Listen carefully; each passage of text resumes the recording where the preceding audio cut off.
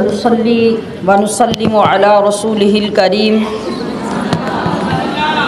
अम्मा बादु फ़अऊज़ु बिल्लाहि मिनश शैतानिर रजीम बिस्मिल्लाहिर रहमानिर रहीम शहरु रमज़ानल्लज़ी उन्ज़िला फ़ीहिल क़ुरआन सदक़ल्लाहु मौलानल अज़ीम व बल्लगना रसूलुहुन नबियुल करीमुल अमीन रब्बिश्रह ली सदरी व यस्सिर ली अमरी वहलुल उक़दतम मिन लिसानी यफ़क़हू क़ौली सुब्हानक ला इल्म लना इल्ला मा अल्लमतना इन्नका अंतल अलीमुल हकीम।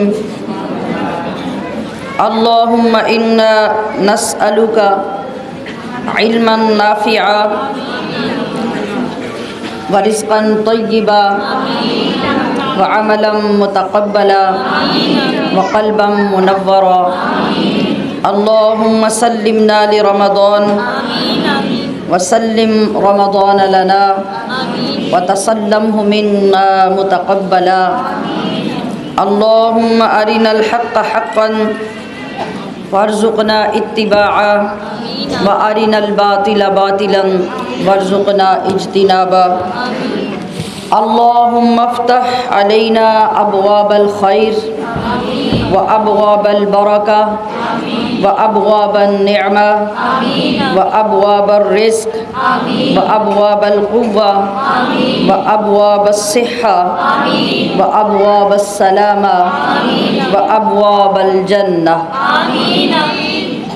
रज़ीतु बिल्लाहि रब्बन व बिल इस्लामि दीनन व बिसय्यिदिना मुहम्मदन नबिय्यन व रसूला व बिल क़ुरआनि इमामा। इन्नल्लाह व मलाइकतहु युसल्लूना अलन नबिय्य या अय्युहल्लज़ीना आमनू सल्लू अलैहि व सल्लिमू तस्लीमा। ये माह मुबारक की रौनकें हैं। आप सब ने भी लगा रखी है ना माशाअल्लाह।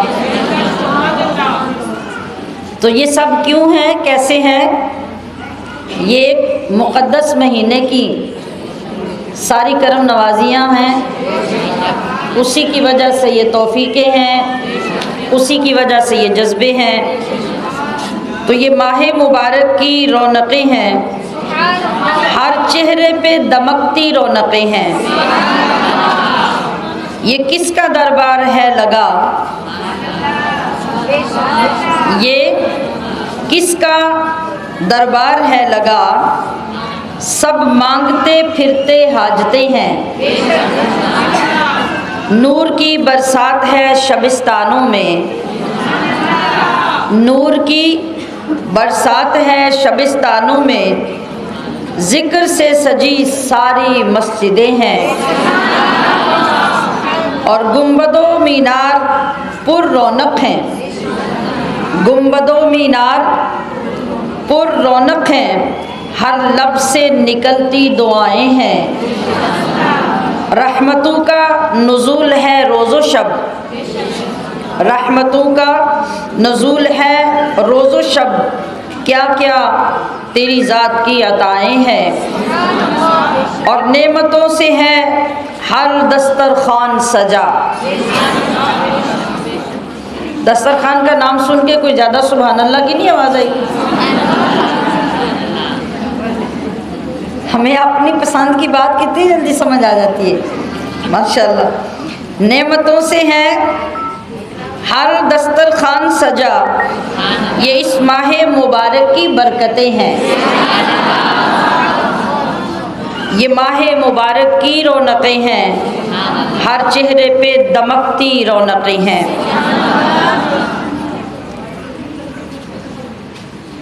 अल्लाह तबारक व तआला जल्ल शानुहु ने हमें जो अपनी पाक किताब अता फरमाई है, इसके बारे में हज़रत इमाम शाफ़िई रहमतुल्लाह अलैह फरमाते हैं, अगर तुम चाहते हो कि तुम्हारा दिल नरम हो जाए, क्या फरमाया?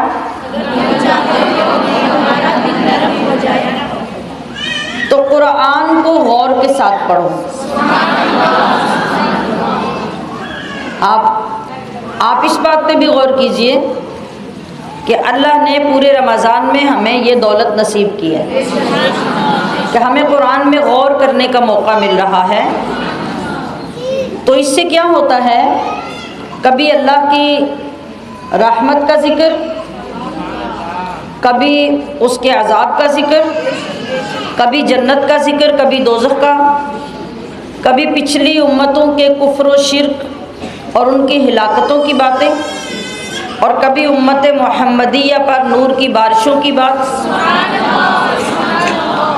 तो जब आप इन सारी चीज़ों को गौर व फिक्र के साथ सोच के पढ़ेंगे तो दिल की सख्ती दूर होगी, दिल का जंग उतरेगा और दिलों को रिक़्क़त और नरमी नसीब होगी। इब्न क़य्यम रहमतुल्लाह अलैह फरमाते हैं, कुरान दिल की ग़िज़ा है।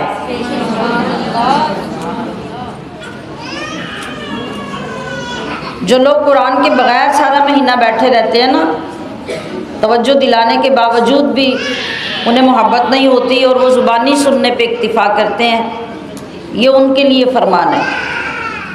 फरमाते हैं कि कुरान दिल की ग़िज़ा है।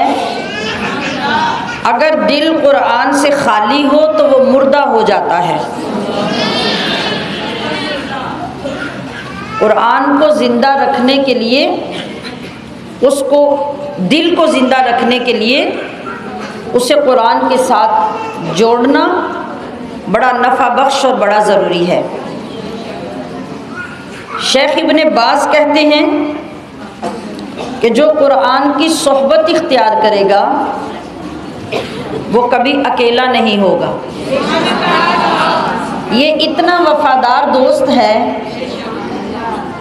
कि जिनको कुरान से लगन नसीब हो जाती है और आदत पड़ जाती है,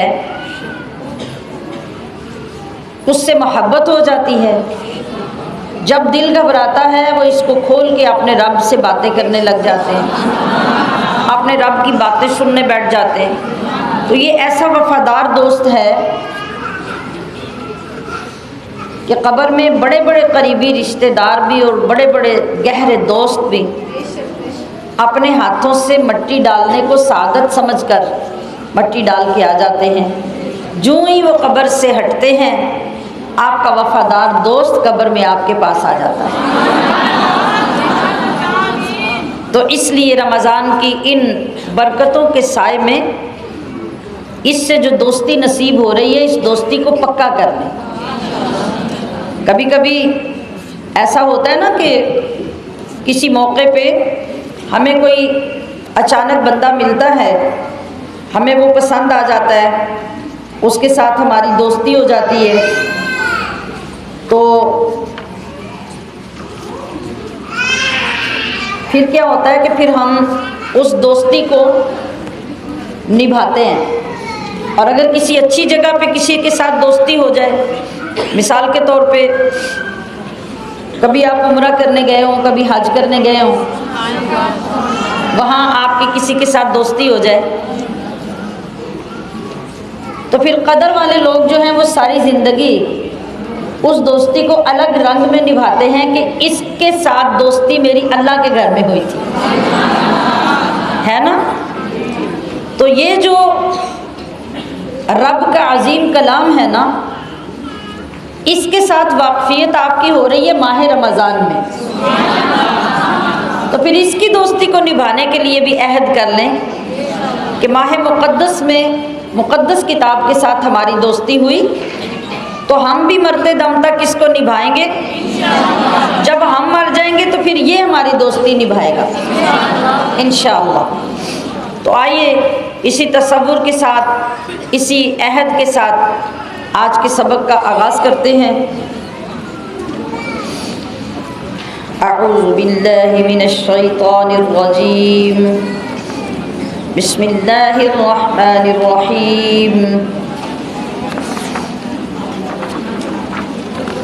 वलिल्लाहि यस्जुदु मन फिस समावाति वल अर्दि तौअन व करहन व ज़िलालुहुम बिल गुदुव्वि वल आसाल قل من رب السماوات والأرض قل الله قل أفاتخذتم من دونه أولياء لا يملكون لأنفسهم نفعا ولا ضرا قل هل يستوي الأعمى والبصير أم هل تستوي الظلمات والنور أم جعلوا لله شركاء خلقوا كخلقه فتشابه الخلق عليهم قل الله خالق كل شيء وهو الواحد القهار أنزل من السماء ماء فسالت أودية بقدرها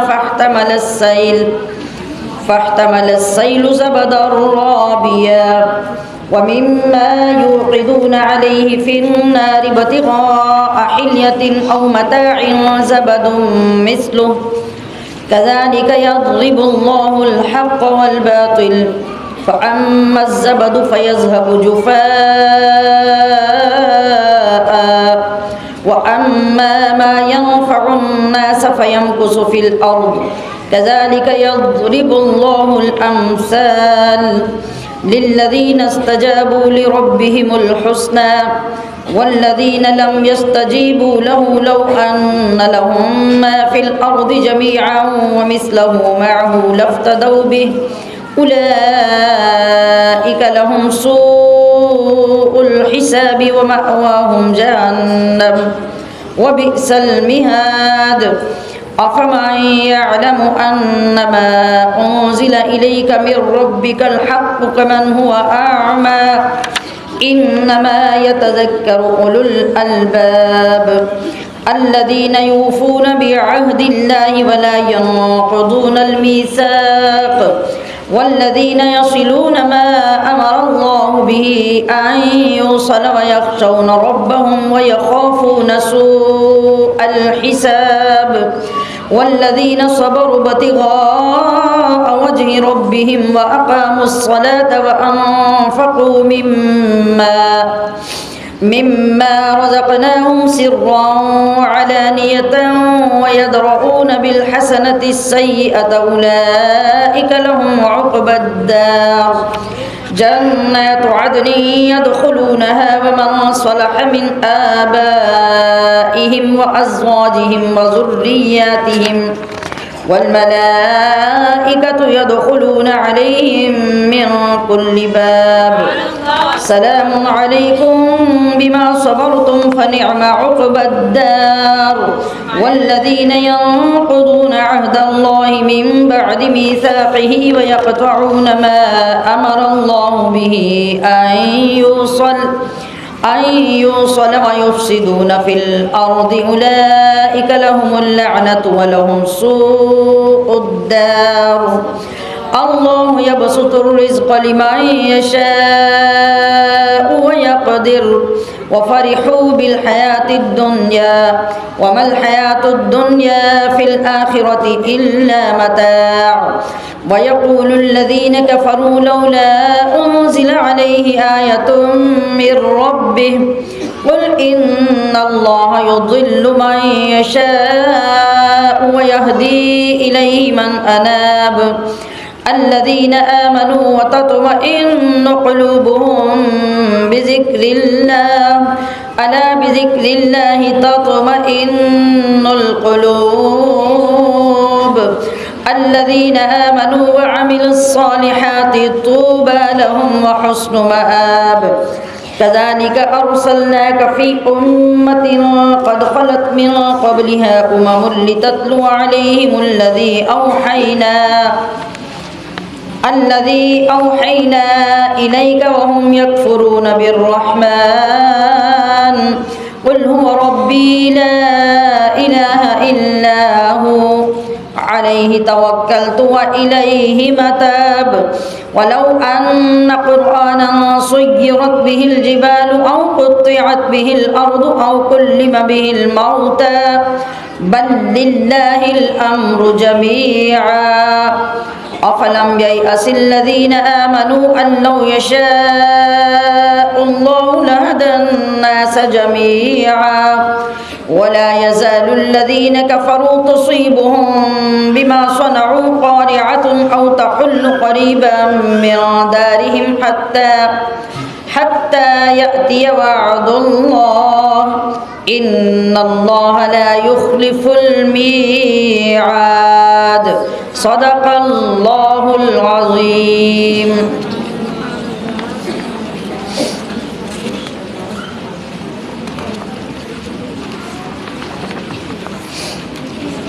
जी हम तर्जुमा पढ़ेंगे।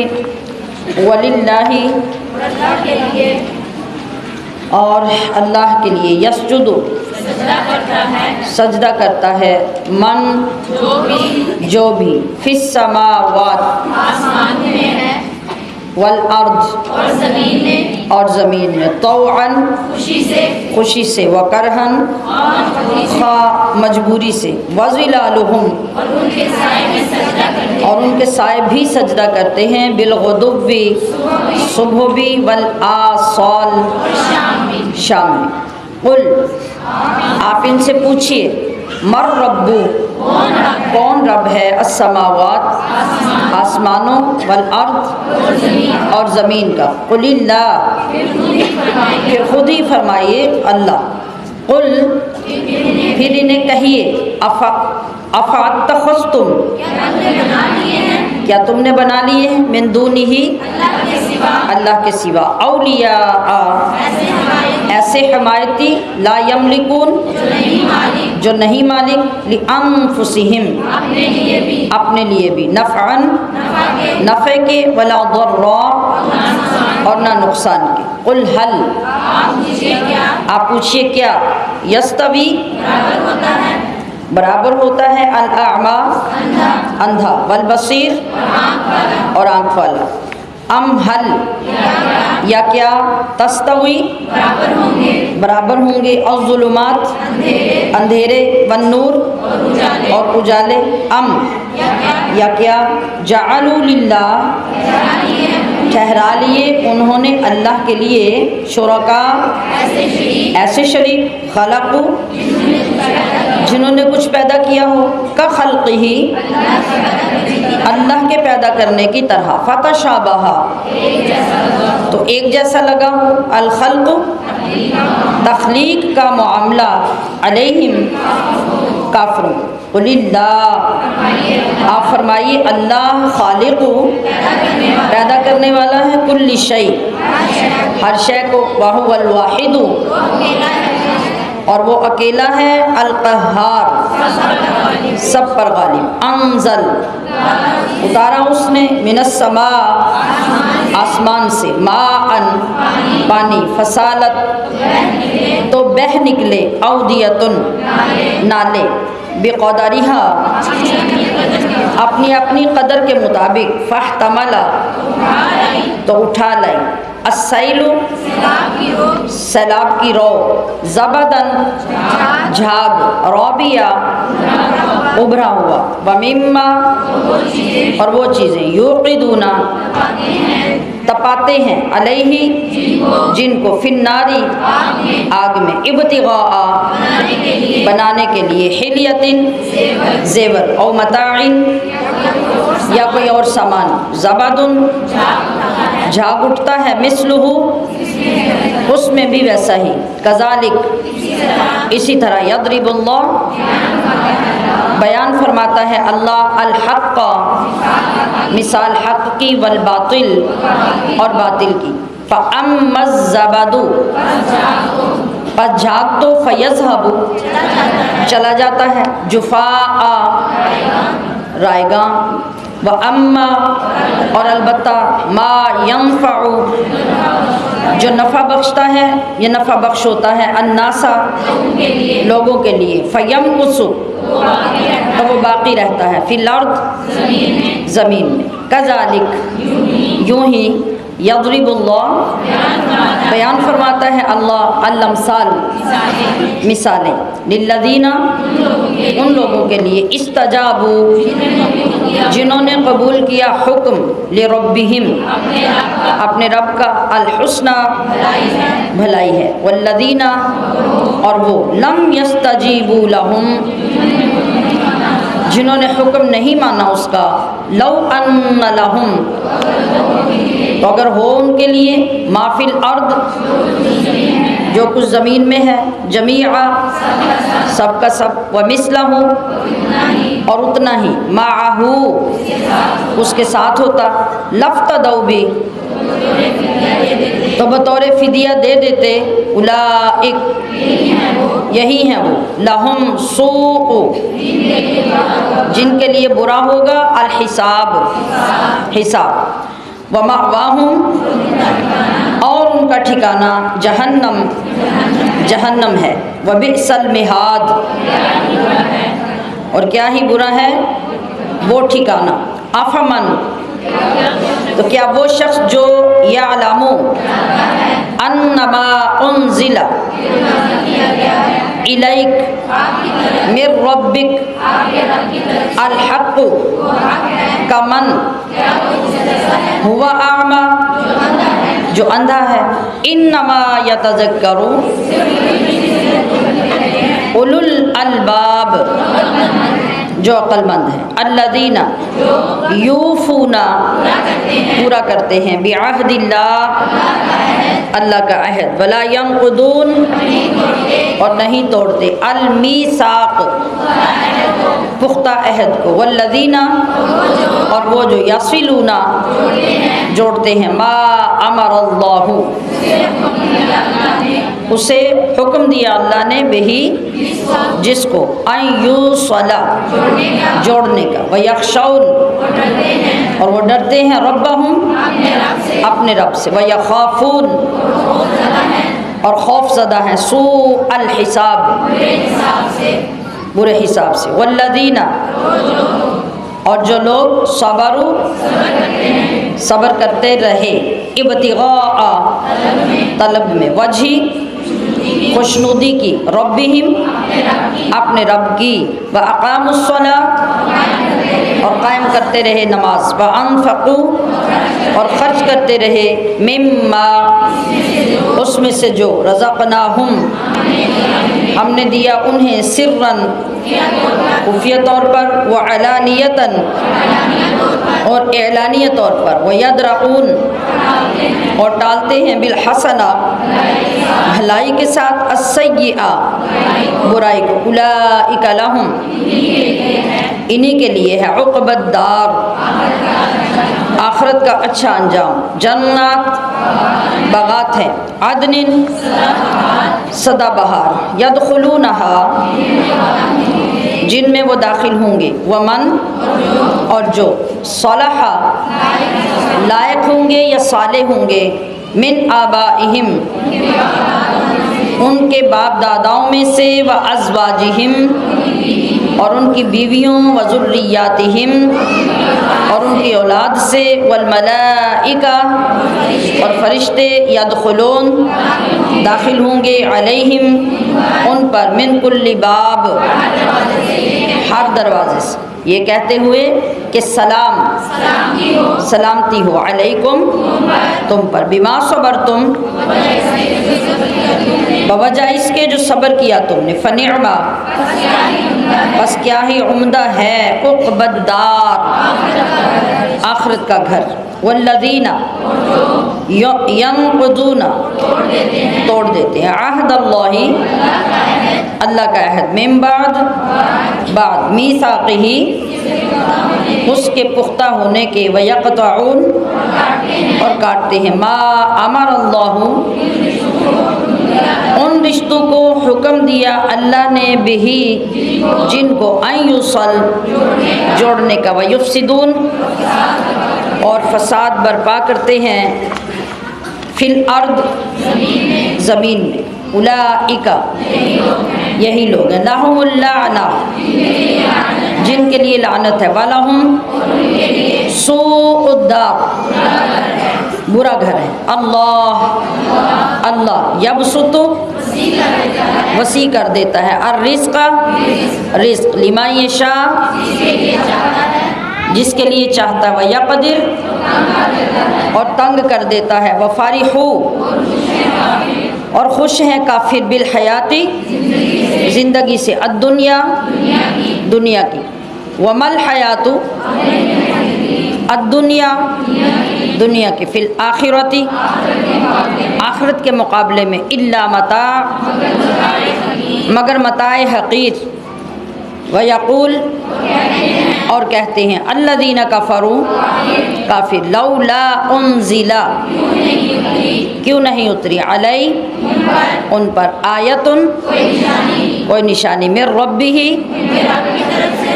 उनके रब की तरफ से, कुल, आप फरमाइए, इन्नल्लाह, लेकिन बेशक अल्लाह, युदिल्लु, मन यशा, व यहदी इलैहि,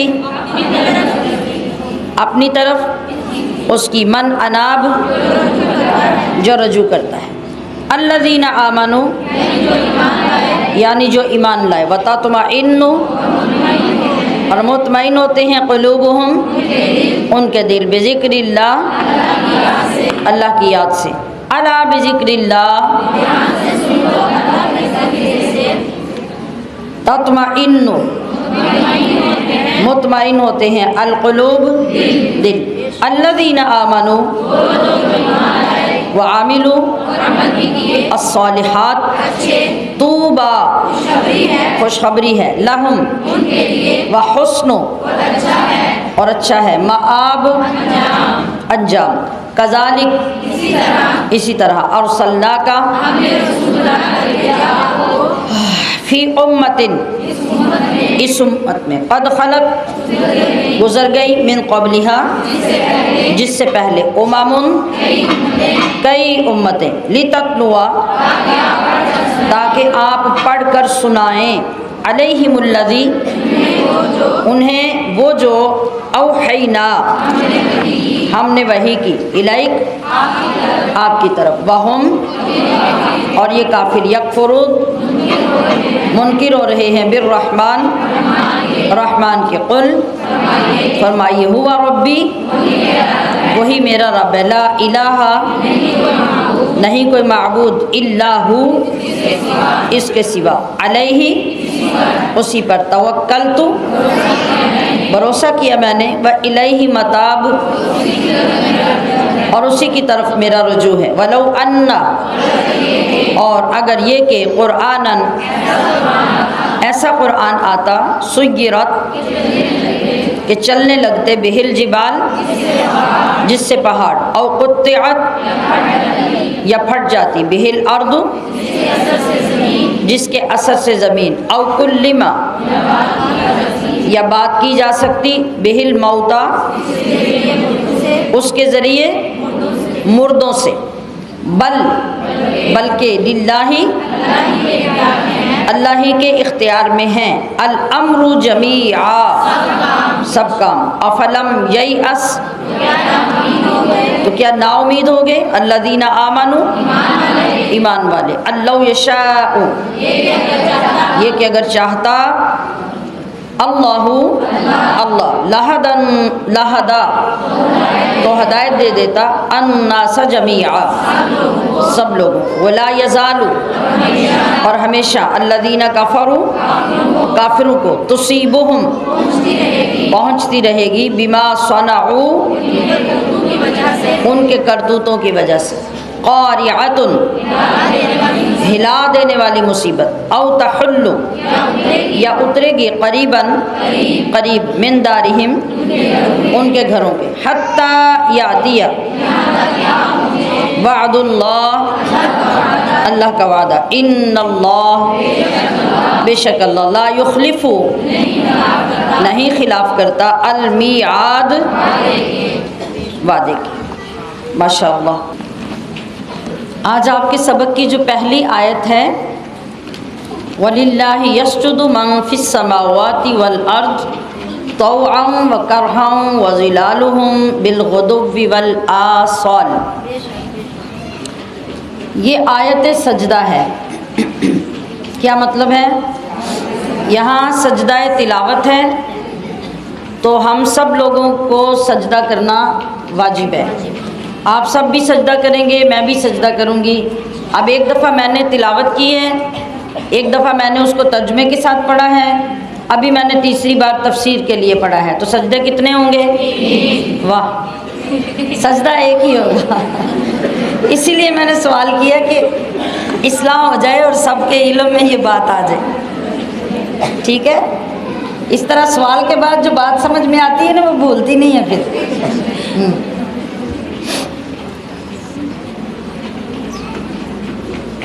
तो हमारे मुफ्ती साहब रहमतुल्लाह अलैह थे, तो वो हमें कुछ चीज़ें सिखा रहे थे और कुछ कानून बता रहे थे, और उस कानून में किसी को भी, किसी स्टूडेंट को मारने की इजाज़त नहीं थी।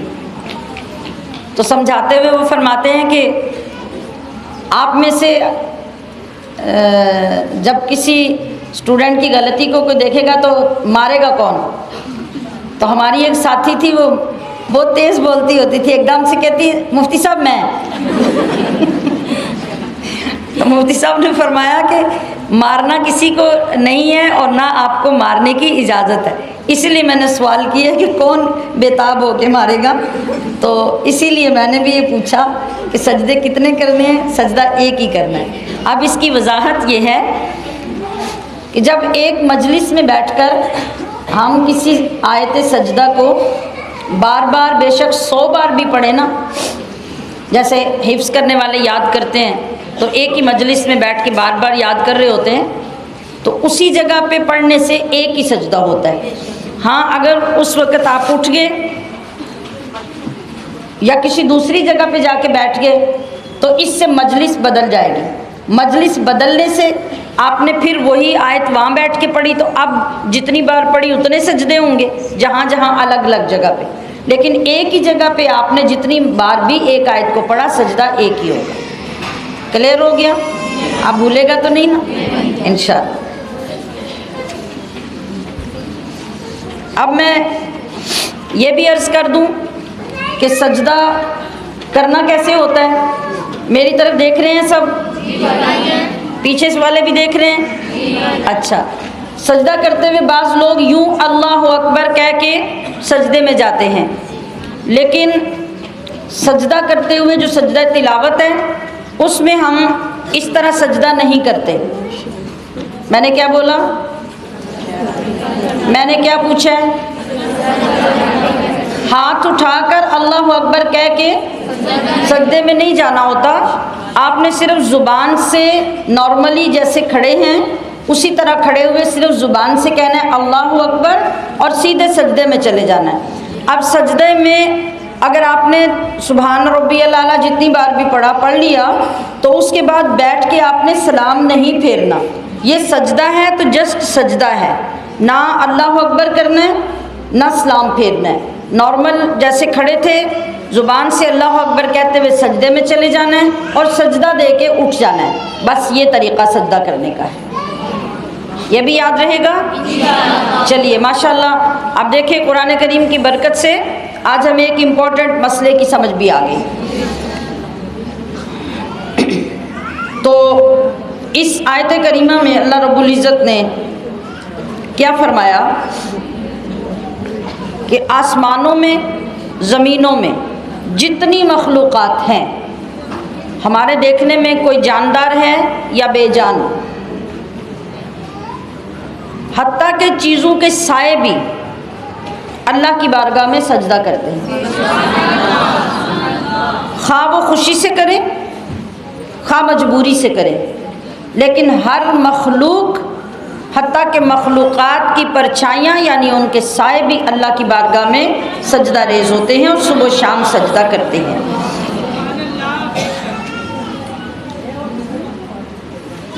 तो ए हबीब,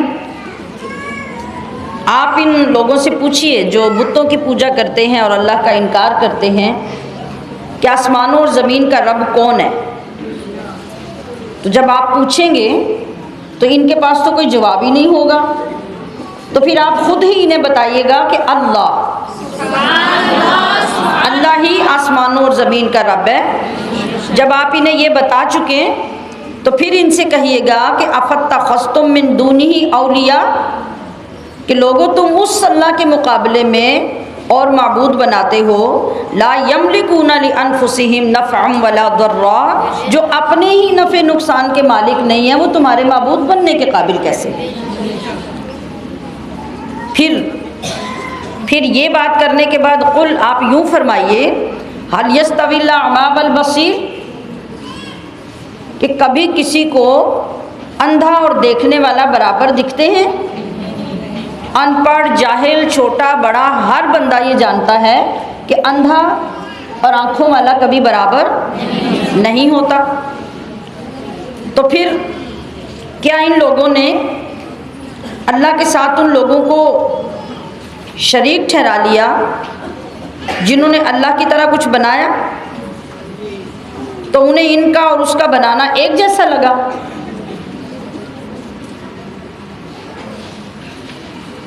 आप ये फरमा दीजिए कि हर चीज़ का बनाने वाला अल्लाह है और वो अकेला ही सब पे गालिब है, कोई और उसके मुकाबले में कायनात में दूसरा खालिक नहीं है। यहाँ ये मिसाल क्यों दी गई अंधे और आँखों वाले की?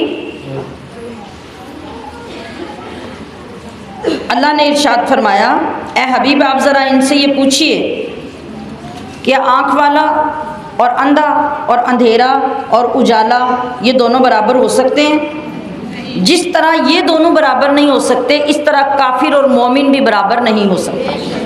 देखिए ज़रा अल्लाह करीम के समझाने का कितना सादा, कितना आसान अंदाज़ है, और वो अपने महबूब को एक एक बात बता रहा है रब्बे करीम कि हबीब आपको इस मिसाल के साथ बताया जाता है, आप इस मिसाल से इन्हें समझाइए, इससे समझाइए, ताकि इनके पास कोई उज़र बाकी ना रहे, ये लाजवाब हो जाए।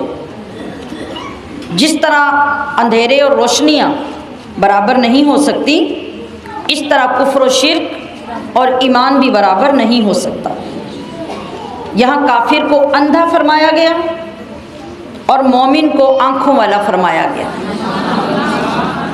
मतलब जिसने सारी ज़िंदगी अल्लाह और उसके रसूल को माना नहीं, उसकी आंखें कितनी ही खूबसूरत क्यों ना हों, कितनी ही तेज़ देखने वाली क्यों ना हों, वो ऐसे ही है जैसे अंधा है।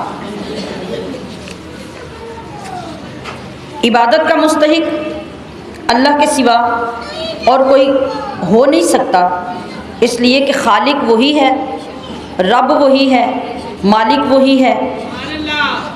तो जिन बुतों को तुम पूजते हो, उन्होंने तो कोई चीज़ पैदा नहीं की। तो जब उन्होंने कोई चीज़ पैदा नहीं की, तो फिर अल्लाह का शरीक ठहराना कितनी बड़ी जहालत की बात है। और अल्लाह के सिवा किसी की कुदरत में कोई चीज़ पैदा करना है ही नहीं। हर चीज़ का मालिक व मुख्तार अल्लाह है, लिहाजा वही इस लायक है कि इबादत उसकी की जाए। पिछली तफसीर में भी अल्लाह ताला ने अपनी शान और कुदरत बयान फरमाई, हमारी तवज्जुहात कायनात के मनाज़र की तरफ की कि इनकी तरफ देखो, इन पे गौर करो, ताकि तुम्हें मेरी ज़ात की कुदरतों की समझ आए। यहाँ पर फिर अगली आयत में यही इरशाद हो रहा है कि जो तुम्हारा खालिक है, जो तुम्हारा मालिक है, अनज़ल मिनस समाई माआ, उसने आसमान से पानी उतारा। पानी उतारा तो ज़मीन पे क्या सूरत बनी? फसालत औदियतुम बिक़दरिहा, मुख्तलिफ नदियाँ, नाले, नहरें, दरिया अपनी अपनी वुसात और कैपेसिटी के मुताबिक बहने लगे। आप देखते हैं कि बारिश में जब तेज़ पानी आता है, बारिश बरस रही होती है, तो उसके बाद तक भी छोटी छोटी नालियाँ जो हमारी गलियों में होती हैं, वो भी, बड़ी बड़ी नदियाँ और नाले भी, और दरियाओं को जाके देखें कि वहाँ भी तेज़ पानी बहना शुरू हो जाता है। तो जिसके अंदर जितनी वुसात और कैपेसिटी होती है, वो उतने पानी को लेकर बहना शुरू हो जाता है। अब यहाँ पे मिसाल जो दी जा रही है, पिछली आयत में तो मोमिन और काफिर की मिसाल दी गई। अब इस मिसाल का खुलासा ये है कि जो बातिल होता है ना, बातिल, या कुफ्र, वो उस झाग की तरह होता है। जब तेज़ पानी आता है ना, तेज़ पानी, तो पानी के अपने ज़ोर से पानी के ऊपर झाग बनने लग जाती है। ये तो कोई भूली हुई बात नहीं है, सबको ही पता है। तो क्या वो झाग काम की होती है या उसके नीचे पानी काम का होता है? बोलिए ना। झाग आती है, वो ज़ाया हो जाती है या ख़त्म हो जाती है? अब इसी तरीके से यहाँ मिसाल दी जा रही है कि पानी की सतह पर, और जब सोना चांदी भट्टी में पिघलाया जाता है, तो सोना चांदी और तांबा वगैरह जब इनको पिघलाया जाता है तो इनके ऊपर भी झाग आ जाती है। तो क्या वो जो झाग होती है सोना चांदी और तांबे के ऊपर, वो असल होती है? नहीं, उसके नीचे जो पिघला हुआ मादा होता है उसका, सोने चांदी वगैरह का असल वो चीज़ होती है। इसी तरह बताया ये जा रहा है कि झाग अगरचे ऊपर होती है और उभरी हुई होती है, यानी पानी के ऊपर बुलंद होती है, तांबा सोना चांदी के ऊपर भी उभर कर झाग ऊपर आई होती है, नुमायाँ होती है, लेकिन वो ज़ाया है, बेकार है। इसी तरह अगर जुल्म या कुफ्र अगर उभर कर खुल कर भी सामने आ जाए, एक वक़्त में अगर आपको लगे कि इस पे चलने वालों की तादाद ज़्यादा हो गई है, इनके अंदर ताकत ज़्यादा है, तो वो बिल्कुल एक वक़्त में उसी झाग की तरह बैठ जाएंगे जिस तरह इन चीज़ों के ऊपर आने वाला झाग बैठ जाता है। कि बातिल को करार नहीं है। करार किसको है? करार हक को है। और हक क्या है? वो जो झाग के नीचे है। हक मुश्किल से सामने आता है लेकिन करार उसी को होता है। इसी तरह आप इसकी मिसाल इससे बड़ी कायनात में कहाँ नज़र आती है? जो मिसाल हक और बातिल की हमें करबला में नज़र आती है। आप देखिए कि बातिल कितना उभर कर आया था, कितना अजीम लश्कर लेकर आया था, और कितनी तबाही ज़ाहिरी तौर पे उस बातिल ने मचाई, कितनी जानें ली, खून की नदियाँ बहाईं। लेकिन बताइए कि वो बातिल कहाँ है? यजीद इब्ने साद, उनके पैरोकार, उनके हुक्म मानने वाले, उनसे इनाम लेने वाले कहाँ हैं? आज उनका कोई नाम लेता है? उनके नाम पर कोई नाम भी नहीं रखता। आज उनकी नस्लें कहाँ हैं? उनकी औलादें कहाँ हैं? लेकिन वो हक जो उसके उस वक़्त तो गलबे में नज़र आ रहा था, लेकिन जिस वक़्त ऊपर से वो झाग ज़ाया हो गया, उस बातिल का जोर टूट गया, अब क़यामत तक इस हक को कोई मिटा नहीं सकता। अल्लाहु अकबर। इमाम फ़खरुद्दीन राज़ी फरमाते हैं, इस आयत में जो मिसाल है उसकी वो अपने अल्फाज में बड़ी अच्छी वजाहत फरमाते हैं कि पानी से मुराद, यानी यहाँ जो पानी की मिसाल दी गई है, पानी से मुराद यहाँ कुरान करीम है। सुभान अल्लाह। वो भी रुक के मैंने ही कहना है या आपकी ज़िम्मेदारी है? जी। और नदियाँ जो बहती हैं, छोटी या बड़ी, अपनी अपनी कैपेसिटी के मुताबिक, उससे मुराद बंदों के दिल हैं। क्या मतलब है? कि अल्लाह ताला ने अपनी किब्रियाई, अपनी जलालत और एहसान के आसमान से जो रहमत का पानी नाजिल किया है वो कुरान है, और बंदों के दिलों की नदियों के ऊपर उसको नाजिल किया है। तो जिस तरह नदियों में पानी जगह बनाता है और नदी की कैपेसिटी के मुताबिक बनाता है, इस तरह लोगों के दिलों में कुरान के अनवार व तजल्लियात अपनी जगह बनाते हैं। जिस तरह वो हमें कम या ज़्यादा नदियाँ और दरिया और नाले चौड़े और तंग और नज़र आते हैं, गहरे और सतही, बिल्कुल इसी तरह जिस तरह इंसान के अंदर पाकीज़गी है, तहारत है, निजासत है, किसी के अंदर क़ुव्वत फ़हम की ज़्यादती है, किसी के अंदर क़ुव्वत फ़हम की कमी है, तो ऐसे ऐसे लोगों के दिलों में कुरान करीम के अनवार कम या ज़्यादा होते जाते हैं। अभी आप देखिए कि जितने लोग आप यहाँ तशरीफ़ फरमा हैं, आप में बहुत सारे लोग होंगे जो ये बातें सुन रहे हैं तो उनके दिलों के अंदर वुसअत पैदा हो रही है, उनके दिलों को तस्कीन मिल रही है। और बहुत सारे लोग वो होंगे जो हो सकता है बैठ के थक रहे होंगे, उन्हें लग रहा होगा कि हम कितना टाइम बैठे हुए हैं और हमें यूं ही लग रहा है जैसे कोई आम बात सुन रहे हैं, लेकिन जिसके अंदर जितनी नेकी और जितनी चाहत और जितनी नूरानियत होगी, उसकी जितनी कैपेसिटी होगी, कुरान के अनवार व तजल्लियात उतने उसके अंदर दाखिल होते रहे। अल्लाह अकबर। और जिस तरह बहते हुए पानी के ऊपर उभरने वाली झाग और ये जो मादनियात सोना चांदी तांबा पिघलता है और इसके ऊपर जो झाग आती है, ये जो मैल कुचैल होता है ऊपर, जैसे ही वो ठंडा होता है या पानी का ज़ोर कम होता है या सोना चांदी पिघला हुआ ठंडा होता है तो झाग ख़त्म हो जाती है।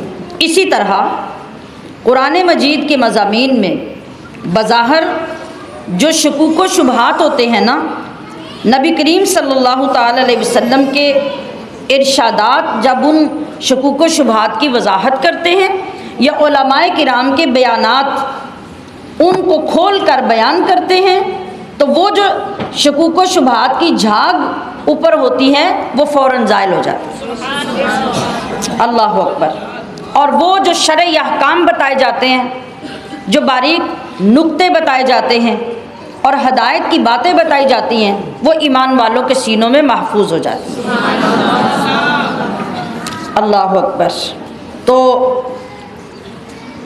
जिन लोगों ने इस्तजाबू लिरब्बिहिमुल हुस्ना, अपने रब के हुक्म को कबूल किया, वो ऐसे खुश नसीब लोग हैं कि उनके लिए भलाई है। और लम यस्तजीबू लहू, जिन्होंने अल्लाह के अहकाम को कबूल नहीं किया, अन्न लहुम मा फिल अर्दि जमीआ व मिस्लहु माअहु लफ्तदौ बिह। उनका हाल क्या है कि अगर ज़मीन में जो कुछ भी है वो भी और इतना और लाकर भी उनको दे दिया जाए और आखिरत में वो अपने छुटकारे के लिए अल्लाह के हजूर पेश कर दें कि या अल्लाह ये सारा फिदिया हम पेश करते हैं तो हमें इसके बदले में छोड़ दे, तो अल्लाह फरमाता है कि वहाँ उनके छूटने की कोई जगह नहीं होगी। उलाइका लहुम सूउल हिसाब, इन लोगों के लिए फिर इंतहाई बुरा हिसाब होगा। वमावाहुम जहन्नम, इनका ठिकाना दोज़ख होगा। व बिअसल मिहाद, और सोचो ज़रा वो कितना बुरा ठिकाना है। अब वहाँ जाकर तो हमारे पास ना वापसी का कोई रास्ता होगा और ना छूटने की कोई सूरत होगी। हज़रत आयशा सिद्दीक़ा रज़ी अल्लाह ताला अन्हा फरमाती हैं कि नबी करीम सल्लल्लाहु अलैहि वसल्लम ने फरमाया, जिस बंदे से क़यामत के दिन हिसाब लिया गया, मैंने क्या बोला, वो अजाब में मुब्तला हो गया। इस जुमले पे गौर कीजिए। अब हज़रत आयशा फरमाती है, मैंने अर्ज़ किया कि क्या अल्लाह ने ये नहीं फरमाया कि अनकरीब इनसे आसान हिसाब लिया जाएगा? तो नबी अलैहिस्सलातु वस्सलाम ने इरशाद फरमाया, ये जो नरमी से लिया जाने वाला है ये दरअसल हिसाब नहीं है, बल्कि बंदे को हिसाब के लिए पेश किया जाएगा और बस अगर सवालो जवाब पे बात आ गई तो फिर वो बंदा अजाब से बच नहीं सकेगा। अब इसी तरह हज़रत आयशा सिद्दीक़ा अर्ज़ करती हैं कि नबी अलैहिस्सलातु वस्सलाम को फरमाते हुए सुना, नबी अलैहिस्सलाम को, ज़रा अल्फाज पे गौर कीजिए, कौन फरमा रहे? यानी अल्लाह के महबूब, नबियों के सरदार, उम्मत के वाली। आप अल्लाह से क्या दुआ करते हैं? अल्लाहुम्मा हासिबनी हिसाबन यसीरा। इसका मतलब है कि ए अल्लाह, मुझसे आसान हिसाब लेना, मेरे लिए हिसाब में आसानी फरमाना। आपसे कौन सा हिसाब होगा? हम पिछले दिनों से ये बात समझने की कोशिश कर रहे हैं ना कि ईमान खौफ और उम्मीद के दरमियान है। इत्मीनान ईमान के साथ नहीं है। जितनी उम्मीद और जितना खौफ कवी होगा उतना ईमान कवी होगा। तो अल्लाह के महबूब खुद अल्लाह की बारगाह में दुआ करते हैं कि या अल्लाह मेरा हिसाब आसानी से लेना। अब ज़रा आगे सुनिए। और जब आप नमाज से दुआ मांग के फारिग हुए तो हज़रत आयशा कहती हैं कि मैंने अर्ज़ की या रसूलुल्लाह सल्लल्लाहु अलैहि वसल्लम आसान हिसाब क्या चीज़ है? तो इरशाद फरमाया आसान हिसाब ये है कि बंदे को उसका नामा अमाल दिखा दिया जाएगा, यानी जैसे एक बंद रजिस्टर या खोलकर सरसरी नज़र उस पर डलवा दी जाए और फिर उसको माफ़ी दे दी जाए। बस उसे ये पता चल गया कि ये मेरा नामा अमाल है, उसमें से ना कुछ देखा गया ना कुछ पूछा गया, सरसरी नज़र डाल दी और फिर उसको माफ़ी मिल गई। तो ए आयशा, जिससे हिसाब में उस दिन जरहा कर ली गई वो हिलाक हो जाएगी। इस बात को समझने की कोशिश कीजिए। ये नए जुमले हैं जो मैं आपके सामने रख रही हूँ, इस तरफ कभी तसव्वुर किसी का नहीं गया होगा। मतलब क्या है कि हमें भी अपने हिसाब की कितनी फ़िक्र करने की ज़रूरत है और कैसे अमाल की ज़रूरत है जिनकी बरकत से हमारे हिसाब में भी आसानी हो सकती हो। हमारे तो अमाल ही इस क्वालिटी के नहीं हैं कि हम यही सोच लें कि उनको लेकर हम अल्लाह के हजूर पेश होने के काबिल हैं। सख्ती और नरमी तो इसके बाद की बात है। जब अल्लाह के महबूब अपने लिए ये दुआ फरमा रहे हैं तो सोचिए हम किस मकाम पे हैं। अच्छा, अब ज़रा आगे सुनिए हज़रत अबू हुरैरा रज़ी अल्लाह ताला अन्हु की रिवायत। आप फरमाते हैं कि सरवर आलम सल्लल्लाहु ताला अलैहि वसल्लम ने इरशाद फरमाया, जिस बंदे में 3 खूबियाँ होंगी ना, आज ये बड़े काम की बात है हम सब के लिए, जिस बंदे में 3 खूबियाँ होंगी उसके हिसाब में अल्लाह आसानी फरमा देगा। ज़रा गौर करें, अगर हमारे लिखे हुए एक एक अमल के बारे में बाज़ पुरस कर ली गई हमसे, जवाब है हमारे जो अमाल हैं उनका जवाब है कोई सुरखरुई की सूरत होगी नहीं। तो फिर कौन से काम करके हम अपने इन अमाल के हिसाब में आसानी करवा सकते हैं? कभी कभी ऐसा होता है ना, लाइनें लगी हुई हों, कभी ऑफिस में, कभी किसी अदालत में, कभी किसी जगह पे। तो बाज़ लोगों का तो होता है कि उनका पासपोर्ट ही समझ ले कि उनके हाथ में हो तो उनका एक एक पेज उलट पलट के 4-4 मरतबा देखा जाता है। गाड़ियाँ जो रोड पे चल रही होती हैं उनको देख लें कि जब पुलिस ने ठान ली हो ना कि इसका चालान करना ही करना है, तो वो 10 कागज़ दिखा दे तो 11वें पे ऑब्जेक्शन लगा के उसको लाजमी पकड़ लेते हैं और उसका चालान कर देते हैं। और जिसका चालान नहीं करना उसका उलट पलट के फ़ौरन कागज़ वापस करेंगे, कहेंगे जाओ। बात बन गई ना। ऐसे ही एयरपोर्ट्स पे भी, अदालतों पे भी और ऑफिसेज़ में भी, बड़ी जगहों पे बहुत से लोगों के साथ ऐसे हो जाता है। तो क़यामत में भी ऐसे ही होना है। जिनको रब चाहेगा उनके नामा अमाल यूं पहली नज़र में दिखा के उनको कहा जाओ, और जिन की शामत आ जाएगी फिर जब एक पेज पर भी जरा होनी शुरू हो गई तो कोई बच नहीं सकेगा। तो दुआ करें कि वो जरा का मौका ही ना आए। तो किन लोगों का नहीं आएगा? यानी सिर्फ हमारे दुआ करने से नहीं, कुछ कमाई करने से भी ताल्लुक़ है। अब 3 औसाफ बताए नबी अलैहिस्सलाम ने कि अगर ये 3 बातें आपने अपने अंदर पैदा कर ली तो हिसाब में आसानी हो जाएगी और अल्लाह उसको हिसाब के साथ नहीं अपनी रहमत के साथ जन्नत में दाखिल फरमा देगा। सहाबा के सामने जब आपने ये बयान फरमाया तो सहाबा ने अर्ज़ की, या रसूलुल्लाह, हमारे माँ बाप आप पर फ़िदा हो जाएं, वो कौन से औसाफ हैं? आपने इरशाद फरमाया, पहला ये कि जो बंदा तुम्हें महरूम करे तुम उसको अता करो।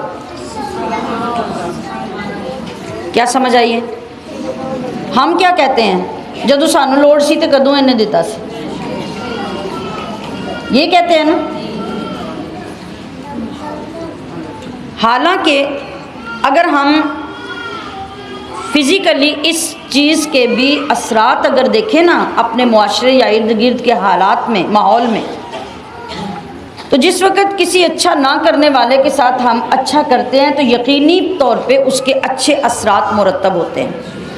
आप अच्छाई ना करने वाले के साथ अच्छाई करके उसका सर झुका देते हैं कि नहीं, ऐसे ही होता है।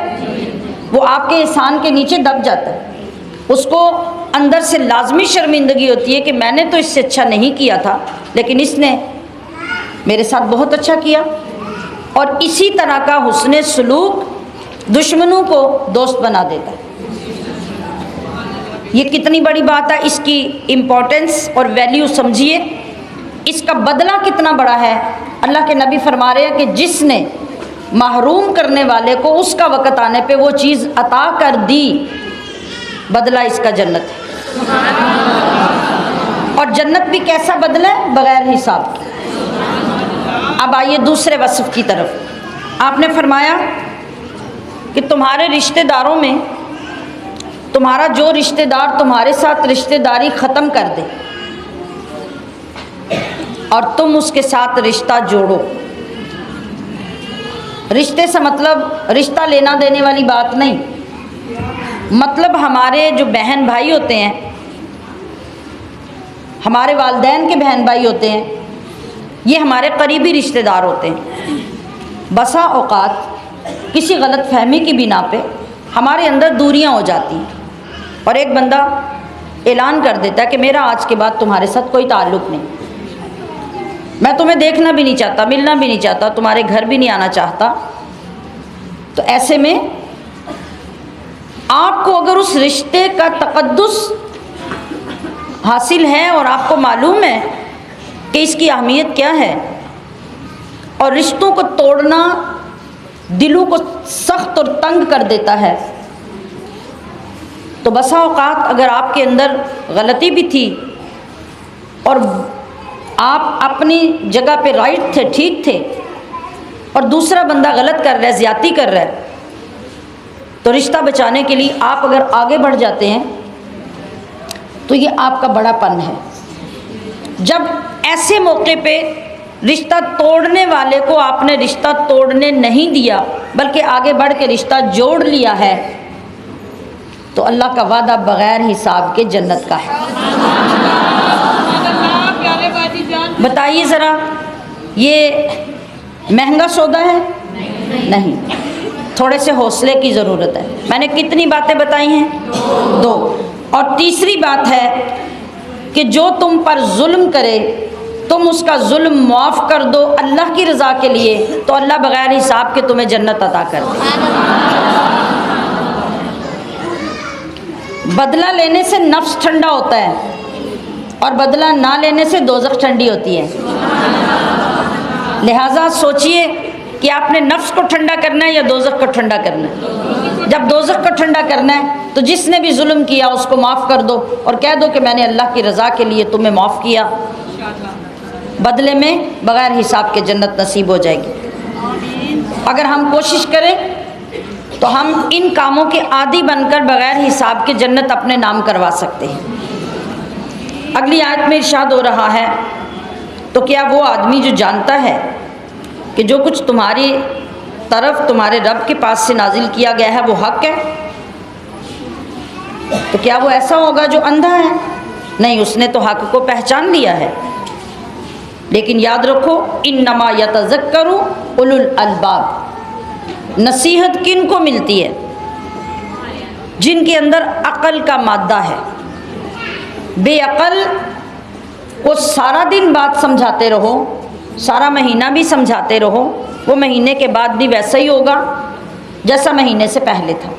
लेकिन जो अक़लमंद होगा वो चीज़ों से, बातों से, वाक़यात से नसीहत हासिल करता है, और जो नसीहत हासिल कर लेता है कामयाबी उसी के कदम चूमती है। वो लोग जो अल्लाह का अहद पूरा करते हैं और वो मुआहदे को तोड़ते नहीं हैं,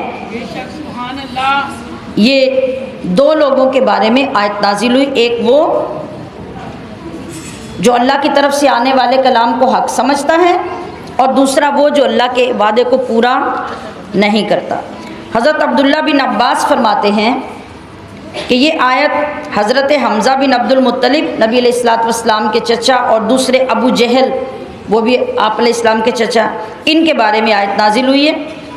और एक कौल ये है कि यह हज़रत अम्मार बिन यासिर और अबू जहल के बारे में नाजिल हुई है। यानी यहाँ पर जो अच्छी सिफ़ात हैं उन पर हज़रत हमज़ा की तारीफ़ की गई है और उनके साथ भलाई का वादा किया गया है, और जो बुरी सिफ़ात हैं अबू जहल की कि उसने अल्लाह के वादों का ख़िलाफ़ किया, उस पे उसकी बुरी सिफ़ात की वईद की गई है। यानी हज़रत हमज़ा के लिए वादे की आयत में क़यामत तक आने वाले वो लोग भी शामिल होंगे जो उनकी तरह अच्छाइयों पर कायम रहेंगे, और अबू जहल की बुरी आदत में क़यामत तक आने वाले वो लोग शामिल होंगे जो उसकी तरह बुरी आदतों के मालिक होंगे और अल्लाह के साथ वादे की खिलाफ वर्जी करेंगे। तो जो लोग अल्लाह के वादे को पूरा करते हैं उनके लिए बेहतरीन अंजाम है, और बेहतरीन अंजाम क्या है? अल्लाह की रज़ा, उसकी खुशनुदी और जन्नत। और वो लोग यसिलूना जो जोड़ते हैं मा अमरल्लाहु बिही अन युसल, जिसको अल्लाह ने जोड़ने का हुक्म दिया, और वो अपने रब से डरते हैं और वो बुरे हिसाब से भी खौफज़दा है। अब ये इन लोगों की तारीफ़ की गई है। यहाँ बताया गया है कि सिला रहमी करना, रिश्तेदारों के हकूक़ की रियायत करना, रिश्तेदारियों को तोड़ने से बचाना, ये इतने अहम काम हैं कि अल्लाह रब्बुल इज़्ज़त ने कुरान करीम में इनकी तारीफ़ फरमाई है।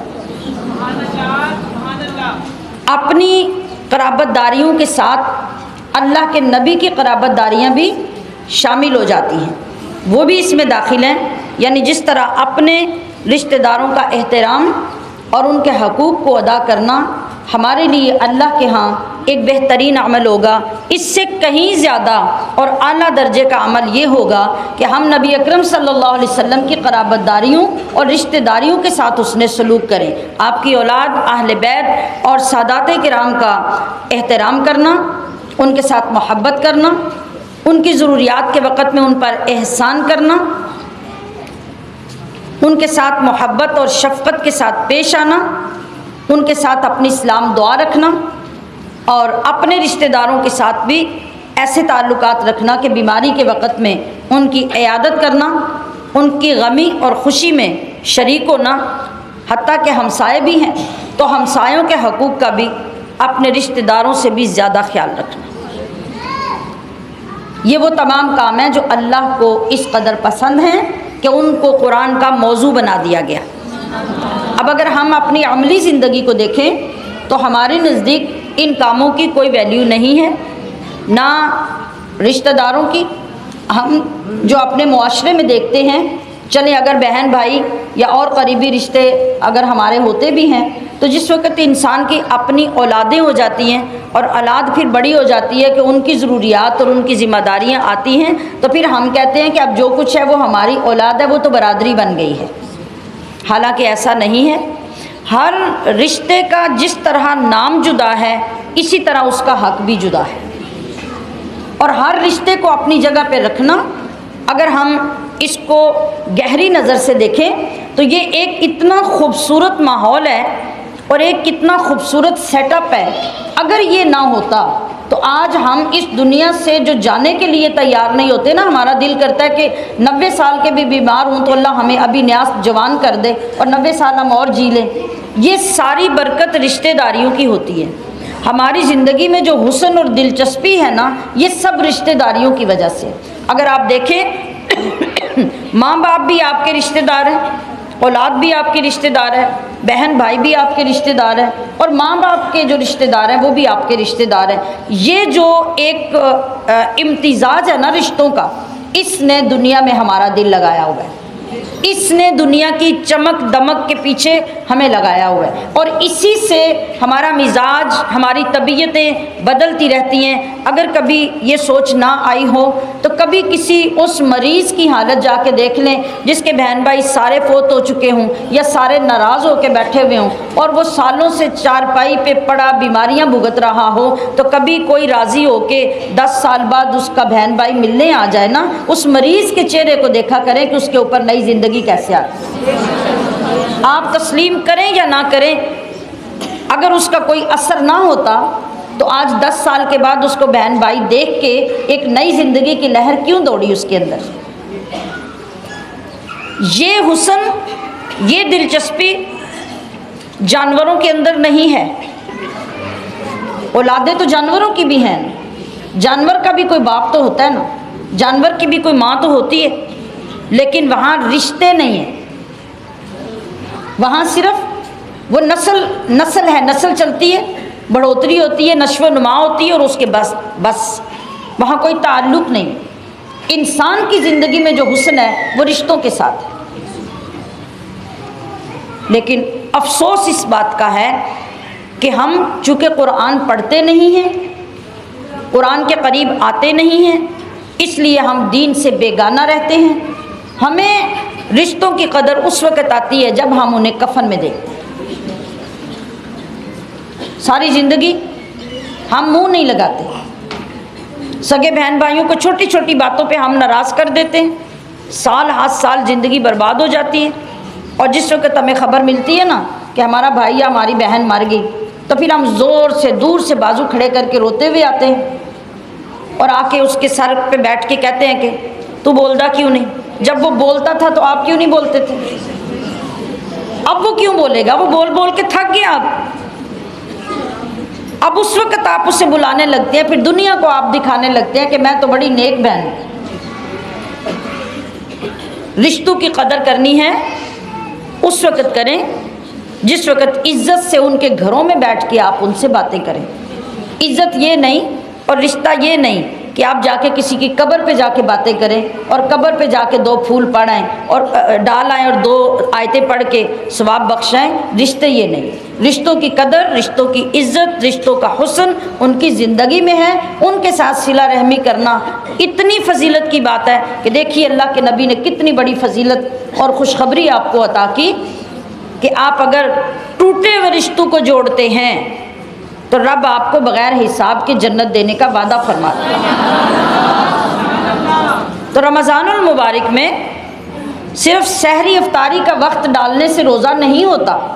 रोज़े की बेहतरीन शराइत और रोज़े के तकाज़ों के अंदर बेहतरीन तकाज़ा ये भी है कि हमारा बातिन भी साफ़ होता जाए, हमारा ज़ाहिर भी साफ़ होता जाए, हमारे माहौल के अंदर रौनक आती जाए, हमारे क़ल्ब के अंदर रौनक आती जाए, और हम ईद आने से पहले अपने दिलों की ईद मनाने का एहतमाम करें, और वो यही है कि अपने रूठे हुए रिश्तेदारों को राज़ी करें।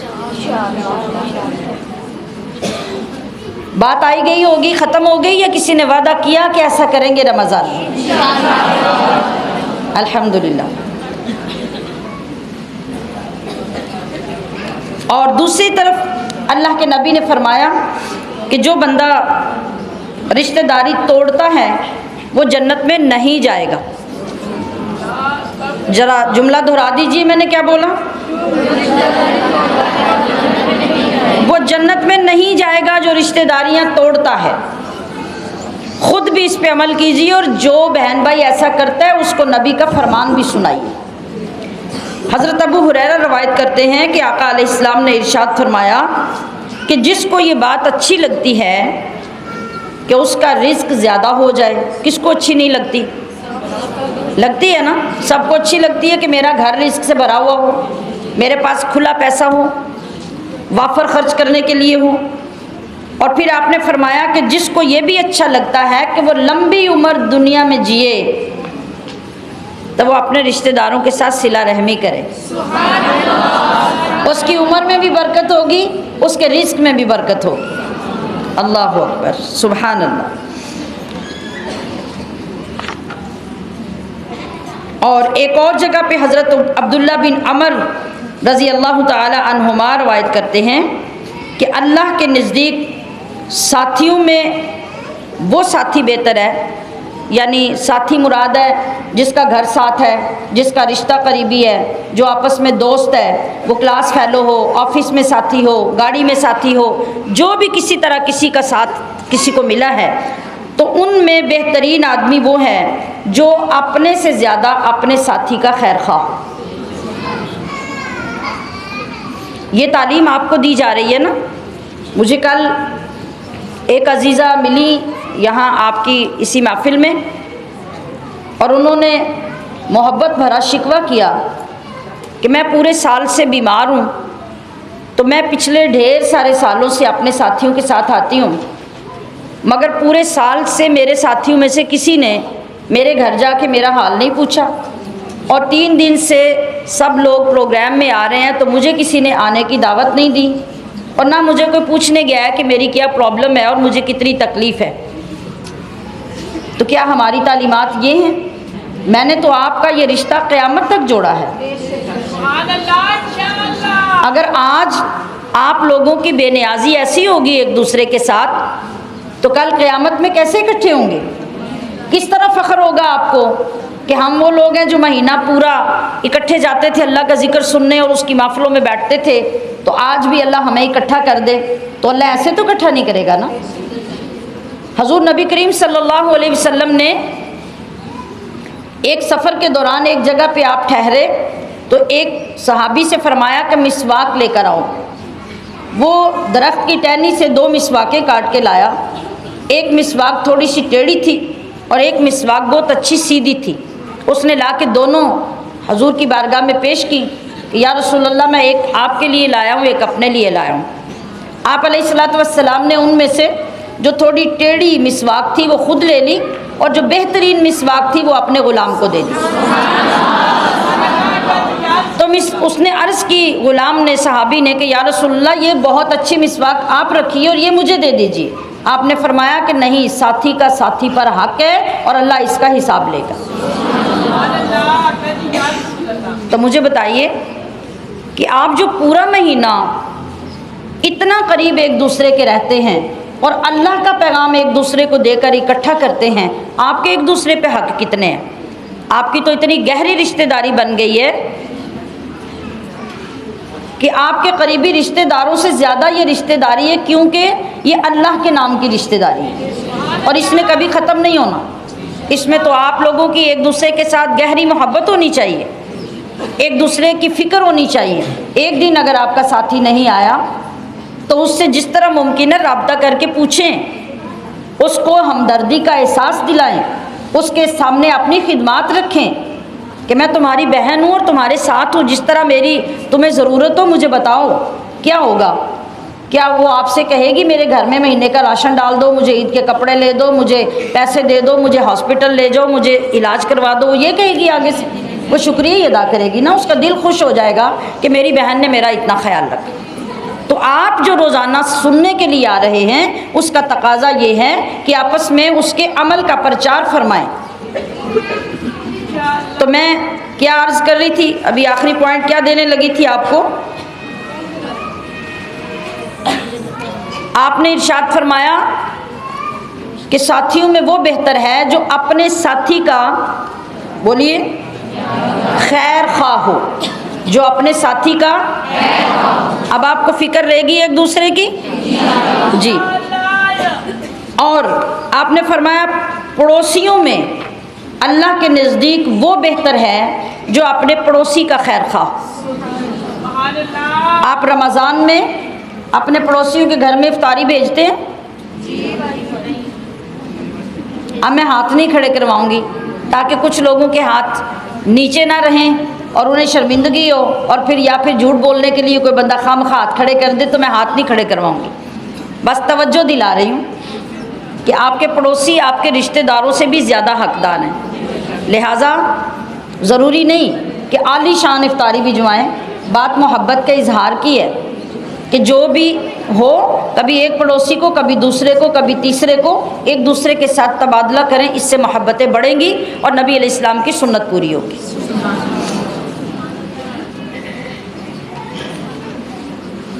और आगे आखिर में आयत में क्या फरमाया गया कि वयख्शौना रब्बहुम, जो नेक खसलत लोग होते हैं वो अपने रब से डरते हैं, अल्लाह के वादे को भी पूरा करते हैं, सिला रहमी भी करते हैं, जिन चीज़ों का अल्लाह ने हुक्म दिया उन्हें बजा लाते हैं और बजा लाने के साथ साथ फिर भी अपने अंदर रब का खौफ रखते हैं। ये खौफ कितनी आला चीज़ है। कुरान करीम ही में इरशाद होता है वलिमन खौफ मकाम रब्बिही जन्नतान, कि जो लोग अपने रब के हुजूर खड़े होने से डरते हैं ना, यानी हर वक्त उन्हें ये फ़िक्र दामनगीर रहती है कि एक दिन आएगा जब हम रब के दरबार में मुजरिम बन के खड़े होंगे, हमारे हिसाब हमारे हाथों में होंगे तो क्या बनेगा। हर वक्त जिसको ये खौफ दामनगीर रहेगा, अल्लाह फरमाता है कि उसके इस खौफ की वजह से एक जन्नत नहीं, उसे 2 जन्नतें अता कर। सुभान अल्लाह। फिर एक और जगह पे इरशाद फरमाया इन्नल मुत्तकीन फ़ी जन्नातिम व उयून, कि जो अल्लाह से डरने वाले हैं वो आखिरत में बागों में और चश्मों में होंगे। मैंने पिछले दिन भी जब हम पहले 5 रोज़ा कोर्स कर रहे थे, वहाँ भी तौबा के ज़िमन में गुफ्तगू करते हुए ये बताया था, जो हज़रत अब्बास बिन अब्दुल मुत्तलिब ने रवायत किया है कि जब अल्लाह ताला के खौफ से बंदे का बदन लरजता है ना, कांपता है, खौफ की वजह से, सर्दी की वजह से नहीं, खौफ की वजह से जब बदन कांपता है तो उस कांपने के साथ जिस तरह बेरी के दरख्त को आप झंझोड़ते हैं ना, दरख्त कांपता है तो क्या होता है, बेर गिरते हैं। तो जिस वक़्त बंदे का जिस्म लरजता है ना तो उसके गुनाह झड़ते हैं।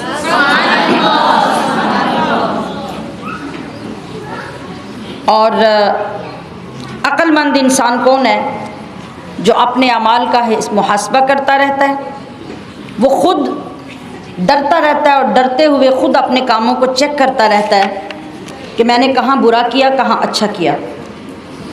हमें कुरान अज़ीम में ये तालीम भी दी गई, या अय्युहल्लज़ीना आमनुत्तक़ुल्लाह वलतंजुर नफ्सुम मा क़द्दमत लिग़द। आज हमारी फ़िक्र कल के लिए क्या है, कि कल के लिए हमारे घर में गंदम है, आटा है, पैसे हैं, कल को बेटी जवान हो जाएगी, उसके जहेज़ का इंतज़ाम है, कल को बेटे की शादी करनी है, कुछ जेवर जमा करके रखा हुआ है, हमारा कल ये है। ऐसा ही है। अल्लाह क्या फरमा रहा है, अल्लाह फरमा रहा है वल तंजुर नफ्सुम मा क़द्दमत लिग़द। ए ईमान वालो, अल्लाह से डरो और हर जान के लिए ये ज़रूरी है कि वो देखे कि उसने कल के लिए आगे क्या भेजा है, उसने कल के लिए आगे क्या भेजा है। तो अक्लमंद कौन है, वो ये नहीं कि अगले आने वाले मौसम के लिए दाने इकट्ठे करके रखे। अक्लमंद वो है, ये तो हमारी ज़रूरियात हैं, ये तो हमने करना ही करना होता है। एक कम अक्ल बंदा भी अपने अगले हफ्ते का सामान घर में रखता ही है, ये बड़े कमाल की बात नहीं है। कमाल की बात ये है, अक्लमंद इंसान वो है जो अपना मुहासबा करे और मौत के बाद के लिए अपने अमल आगे जमा करवाता रहे, उनकी फ़िक्र करे। अल्लाह अकबर। हज़रत उमर फ़ारूक का मशहूर फरमान है कि अपने नफ्सों का मुहासबा करो इससे पहले कि तुम्हारा मुहासबा किया जाए। और हज़रत मैमून बिन महरान कहते हैं कि बंदा उस वक़्त तक परहेज़गार होता ही नहीं जब तक वो अपने नफ्स का ऐसे मुहासबा न करे जैसे अपने शरीक से करता है। मिसाल पे गौर कीजिए, शरीक कौन होता है, जो आपके बनने का शरीक है। कैसे हिसाब होते हैं उससे, 1-1 किलो 1-1 तोड़े के हिसाब होते हैं कि इतना तुम्हारी तरफ ज़्यादा गया, इतना तुम्हारी तरफ गया, इतने इंच ज़मीन तुम्हारी तरफ कट के चली गई, और यहाँ पे फिर मुहासबे की नौबत यहाँ आती है कि सर कलम हो जाते हैं। कोई रियायत होती है? बोलिए, कोई रियायत होती है? तो फरमा रहे हैं कि जिस तरह तुम अपने शरीक को हिसाब करते हुए कोई रियायत नहीं ना देते, इस तरह अपने नफ्स को भी कोई रियायत ना दो। ऐसा मुहासबा अपना करने की आदत बनाओ। कामयाब तब होगे और अल्लाह के यहाँ सुरखुरी तुम्हें तब नसीब होगी। अल्लाह अकबर। और हज़रत इमाम गज़ाली क्या फरमाते हैं? वो फरमाते हैं कि जिस तरह एक ताजिर होता है ना, ताजिर, बिजनेसमैन, वो दुनिया में पैसे पैसे का हिसाब करके कमी ज़्यादती कहाँ है कहाँ नहीं है, वो इस तरह हिसाब करता है कि उसे किसी तरफ से भी खुद को कोई नुकसान ना पहुँचे। दूसरे को होता है तो होता रहे।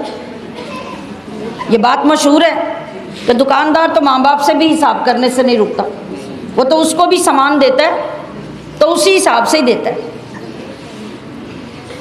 ये उसकी एक आदत बन चुकी है और हर वक्त उसको फ़िक्र कमाने की है। तो हज़रत इमाम गज़ाली फरमा रहे हैं कि जिस तरह ताजिर अपने हिसाब किताब को सीधा रखता है ना, तुम भी अपने नफ्स के साथ अपने हिसाब किताब को जब तक यूं सीधा नहीं करना शुरू करोगे, तब तक क़यामत के मरहलों में तुम कामयाब नहीं हो सकोगे। सामियात मोहतरम, मैंने कई मरतबा ये बात अर्ज़ की। आज हमने नात सुनकर, अगर किसी नात पढ़ने वाले ने कह दिया ना कि कब्र में सरकार आएंगे, ज़ियारत होगी और ज़ियारत होगी तो बख्शिश हो जाएगी, और जिसने सुभान अल्लाह कह दिया वो सीधा मदीने चला जाएगा, और जिसने ये कर लिया उसके लिए जन्नत पक्की है, तो हम ये समझ बैठते हैं कि बस यही जन्नत है और जन्नत तो हमने ले ली। हम शिराने गिरामी कदर ज़रा गौर फरमाइए, आज हमारी ज़िंदगियाँ, हमारे आमाल, हमारी बुराइयाँ, हमारी गफलतें, इन सब को भी देखिए, और उधर कायनात की मुक़द्दस तरीन जमात, सहाबा इकराम, मुक़द्दस तरीन सोहबतें, हर वक्त सामने चेहरा वद्दुहा, हर वक्त नबी अलैहिस्सलातु वस्सलाम के कदमों पे चलने की सआदत, हर वक्त आपके पीछे नमाजें, आपके साथ जंगें, आपके साथ खाना, आपके साथ पढ़ना, आपके साथ सुनना। इतनी मुक़द्दस जमातों के अंदर जो लोग थे, उनके खौफ, उनकी खशियत और क़यामत से डर का उनका हाल ये था कि अगर उनके सामने कुरान की क़यामत पर मुश्तमिल कोई आयत पढ़ी जाती तो वहीं सुन के बेहोश हो जाते और कई दिन होश नहीं आते। वो महीनों के हिसाब से तलवारें लेके अपने जिस्मों को छलनी करवा लेते हैं और सारी सारी रात फिर उस रब के हुजूर रो कर क़याम और सजदों में गुजारते हैं, फिर भी अपने आप को गुनाहगार समझते हैं। उनको क्या जन्नत पर यकीन नहीं था? क्या अल्लाह की रहमत पे यकीन नहीं था उनको? खुद कायनात के वाली जब दुआ कर रहे हैं तो फरमा रहे अल्लाहुम्मा हासिबनी हिसाबन यसीरा, मौला मेरा हिसाब आसान कर देना। हम इतने मुतमईन क्यों हैं? हमें इन बातों की फ़िक्र क्यों नहीं? हमारे अंदर खौफ क्यों पैदा नहीं होता? हम क्यों नहीं चाहते कि हमारी बख्शिश हो जाए और रब हमें दोज़ख से बचा ले? तो उसके लिए ये तरीक़े तो नहीं चल सकते जो हम चलाते हैं।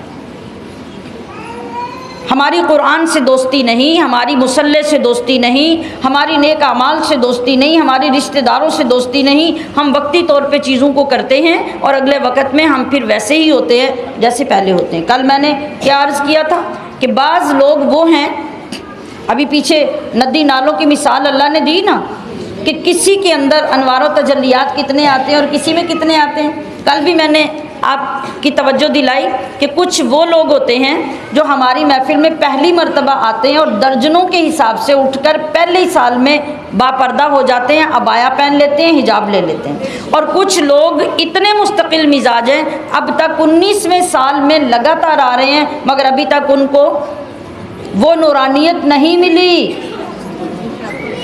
ये गम की बात है।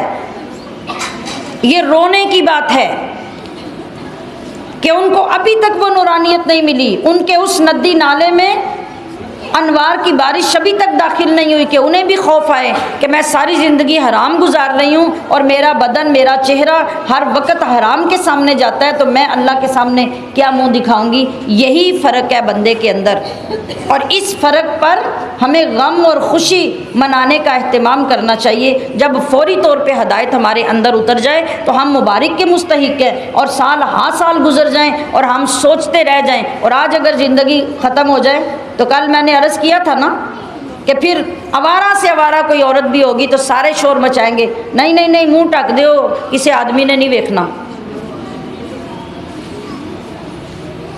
तो ये कुरान हिदायत के लिए बयान हो रहा है, ये सीखने के लिए हम आ रहे हैं। हमने अपने ऊपर गौर करना है, अपनी इस्लाह करनी है। रब की बारगाह में जब तक तौबा और खशियत नसीब नहीं होगी तब तक हम यही समझेंगे कि हमने कुरान को हकीकी समझकर सुना ही नहीं। तो अल्लाह तबारक व तआला ने इरशाद फरमाया कि वो लोग जिन्होंने सब्र किया इब्तिगा वजहि रब्बिहिम, अपने रब की रज़ा के लिए। सब्र किस लिए होता है?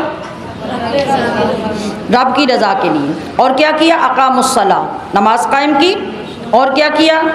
और अल्लाह के दिए में से उसकी राह में ख़र्च किया। ख़र्च कैसे किया? सिर्रम व अलानिया, खुला भी, आम भी, लोगों के सामने भी और छुपा के भी, हर तरह से ख़र्च किया। और ये लोग क्या करते हैं कि इनके सामने बुराई आती है तो इस बुराई को भी ये अच्छाई के साथ दूर करते हैं, बुराई को बुराई के साथ दूर नहीं करते। हम कहते हैं ना, जब कोई हमारे साथ बुराई करता है तो हम कहते हैं कि ये जैसा है ना इसको वैसी ज़ुबान की समझ आती है। हमारे नज़दीक ये है कि बुरे को बुरा बन के समझाओ, बुरे को बुरा बन के टकरोगे तो वो ठीक होगा। अगर इस तरह लोग ठीक होते होते तो वो बद्दू जो आके मुस्तफ़ा करीम की मस्जिद में पखाना कर जाता है तो नबी अलैहिस्सलातु वस्सलाम उसको धोते हैं और उसको खुद बकरियों का दूध दोह कर पिलाते हैं। फिर वहाँ क्यों आप अलैहिस्सलातु वस्सलाम ने उस बुरे के साथ बुराई नहीं की और सहाबा को क्यों इजाज़त नहीं दी? तो उसको मारते पीटते और उसको निकाल देते। हमारी तालीमात जो हैं उनकी रूह समझने की ज़रूरत है, और हमारा ये सफ़र रोज़ाना का सिर्फ़ और सिर्फ ये सब कुछ सीखने के लिए है। तो अज़ीज़ात गिरामी क़दर, मैं अर्ज़ कर रही थी कि जो लोग सब्र करते हैं अल्लाह की रज़ा के लिए, तो सब्र जो होता है ना, सब्र के 3 दर्जे होते हैं। एक सब्र होता है गुनाह से सब्र। गुनाह से सब्र क्या है? आजकल रमज़ान के लिए मैंने ज़ाबिता बताया था कि जो लोग अपने मोबाइल से ड्रामे देखते हैं, गाने सुनते हैं, या ऐसे ही खामखा पोस्ट और क्लिप्स देख देख के वक़्त गुजारते हैं, तो रमज़ान के लिए अपने आप को कंट्रोल कर लें। ठीक है? अब आपका अगर दिल करता है, दिल ही नहीं करता, हाथ भी उस पर अमल कर रहे हैं, अगर किसी को ये बात याद आ गई कि हमने रमज़ान में ये नहीं करना और आपने अपने आप को समझाकर मोबाइल को रख दिया, रिसाला पढ़ने को दिल किया वो नहीं पढ़ा, तो ये आपने क्या किया? ये आपने गुनाह से सब्र किया। ये क्या किया? गुनाह से सब्र किया। नफ्स चाह रहा था, हाथ चाह रहे थे, आंखें बेताब थी देखने को, लेकिन आपने रोक लिया अपने आप को, तो ये आपने गुनाह से सब्र किया। एक सब्र की किस्म ये है। दूसरी क्या है? दूसरी है नेकियों पर सब्र करना। गुनाह से सब्र करना और नेकियों पर सब्र करना। नेकियों पर सब्र क्या है? कि अपनी ताकत के मुताबिक हर वक्त नेक अमाल करते रहना, जितना हो सकता है उन नेक अमाल को जारी रखना। ये है नेकियों पर सब्र। तीसरा सब्र क्या है? तीसरा सबसे आला दर्जा सब्र का ये है कि जब आप पर मुसीबतें आएँ तो मुसीबतों पर सब्र करना। ये सबसे आला सब्र है। और ये आला सब्र औलिया का और सिद्दीकीन का दर्जा अता करता है। अल्लाहु अकबर। अल्लाह तबारक व तआला की रज़ा के लिए जिसने सब्र किया ना, अपना ईमान ताज़ा कीजिए कि आखिरत में उसका मकाम क्या होगा। हज़रत अनस बिन मालिक रवायत करते हैं, नबी अलैहिस्सलातु वस्सलाम ने फरमाया कि अल्लाह फरमाता है, मैं जब अपने किसी बंदे को दो महबूब चीज़ों के ज़रिए आज़माता हूँ, यानी आँखों के ज़रिए, और वो उस पर सब्र करता है, नाबीना हो जाता है या आँखें फ़ौरन सबसे पहले गुनाह की तरफ माइल होती हैं, आँखें ही होती हैं ना, फिर उसके बाद बाकी बदन उसकी तरफ माइल होता है। तो आँखों के सामने जब गुनाह आता है तो ये उस आँखों की आजमाइश है। और ऐसे वक़्त में जब बंदा आँखों के ज़रिए होने वाले गुनाह से फौरी तौर पे अपने आप को रोक के सब्र कर लेता है, तो अल्लाह फरमाता है कि उसके बदले मैं उसे जन्नत अता करता हूँ। आक़ाए दो आलम सल्लल्लाहु अलैहि वसल्लम ने इरशाद फरमाया, अल्लाह ताला क़यामत के दिन हर मखलूक को जमा करेगा और एक मुनादी निदा करेगा। निदा ये होगी, मैदान माशर में आवाज़ गूंज रहेगी कि फ़जीलत वाले कहाँ हैं।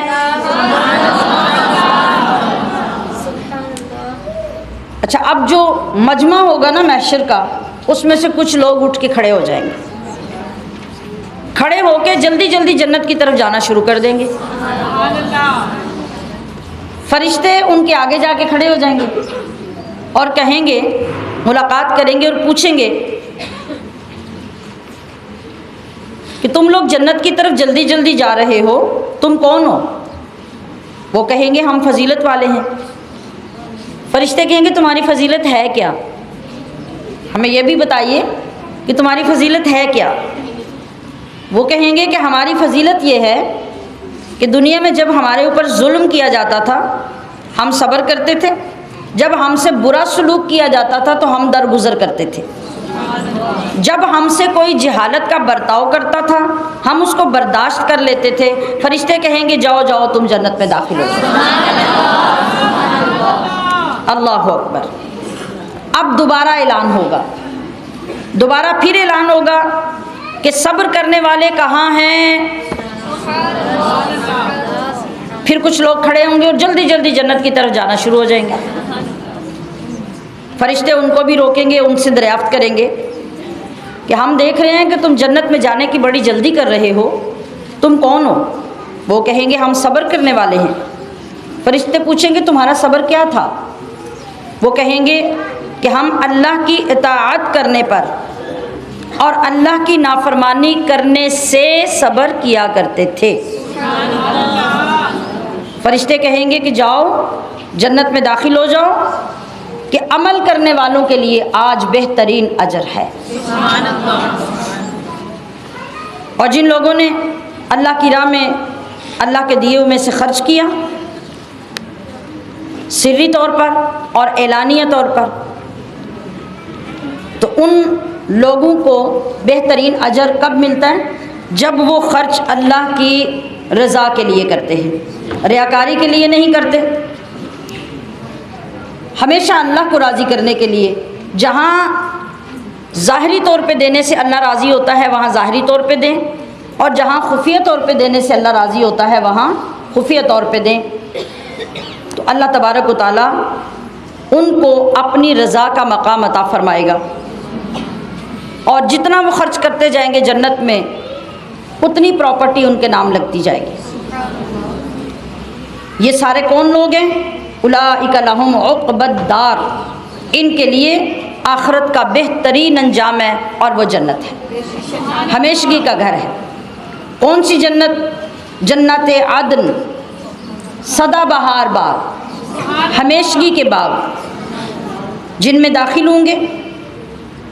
और वो लोग कि उनके बाप दादा, बीवियाँ, औलाद, इनमें से जो भी लायक होंगे वो भी जन्नत में दाखिल होंगे। और हर दरवाज़े से जब ये दाखिल होंगे तो आगे वेलकम के लिए फ़रिश्ते खड़े होंगे और ये गुज़रते जाएंगे और फरिश्ते कहते रहेंगे सलामुन अलैकुम बिमा सबरतुम, सलामुन अलैकुम बिमा सबरतुम फनिअमा उक़बद्दार, कि तुमने जिस तरह दुनिया में सब्र किया तुम्हारे ऊपर सलामती हो, क्या ही खूब घर आज तुम्हें मिला है आखिरत का। ये फरिश्ते उन्हें सलाम करते हुए, वेलकम करते हुए आगे भेजेंगे। सुभान अल्लाह, अल्लाहु अकबर, अल्लाहु अकबर। और वो लोग जो अल्लाह के अहद को तोड़ते हैं, जिसको जोड़ने का अल्लाह ने हुक्म दिया, उन लोगों के लिए क्या है? ये कौन है? ये अल्लाह के अहकाम की मुखालफत करने वाले, यानी जिन कामों को अल्लाह करने का हुक्म देता है और जब बंदा उसकी परवाह नहीं करता, कोई भी काम है, वो औरत के लिए, मर्द के लिए, हकूकुल इबाद से मुतल्लक है या हकूकुल्लाह से, जब इंसान उसकी परवाह नहीं करता और अपनी मर्ज़ी करता है, तो ये कौन लोग हैं? ये दुनिया पे खुश हैं, हम अमीर हैं, हमारे पास पैसा है, हमारे पास दौलत है, हमें और किसी चीज़ की कोई परवाह नहीं। तो अल्लाह ने फरमाया कि याद रखो, ये जो दुनिया की ज़िंदगी है, ये धोखे के सिवा कुछ नहीं है। ये 4 दिन का साजो सामान है, इसके बाद तुम्हारे लिए कुछ नहीं होगा। अल्लाह तबारक व तआला ने मोमिन के लिए जो दायमी नेमत रखी है वो आखिरत की ज़िंदगी है। जिसने ये दुनिया गफलत में गुजार दी, आखिरत का उसके लिए कोई हिस्सा नहीं है। और जिसने अपनी इस ज़िंदगी में आखिरत का ख्याल रखा, अल्लाह रब्बुल इज़्ज़त ने उसको दुनिया भी दी और आखिरत भी अता फरमाई। और काफिर कहते हैं कि क्यों नहीं उतरी उस पर उसके रब की तरफ से कोई निशानी।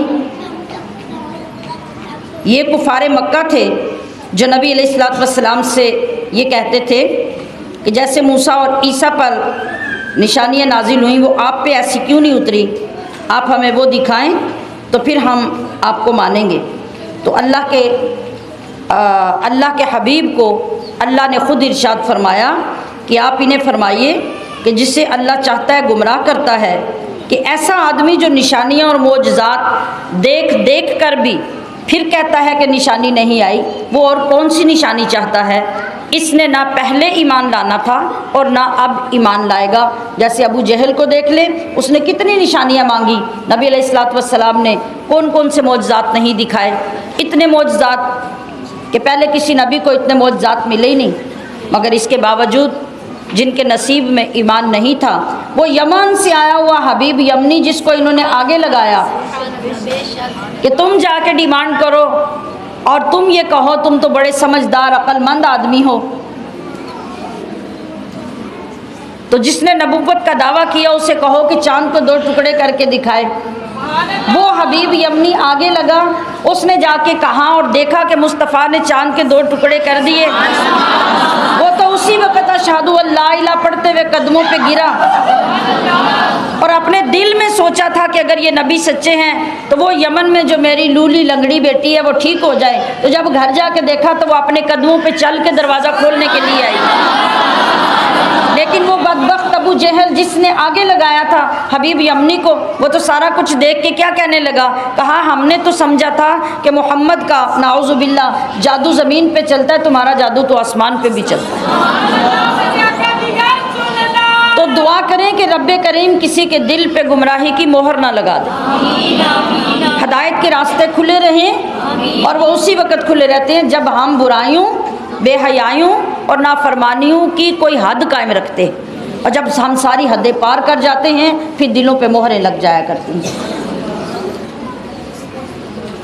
वो लोग जो ईमान लाए, यानी इनके अगेंस्ट दूसरे ग्रोह के लोग कौन है? ईमान वाले, और जिनके दिल अल्लाह के ज़िक्र से चैन पाते हैं, मुतमईन होते हैं।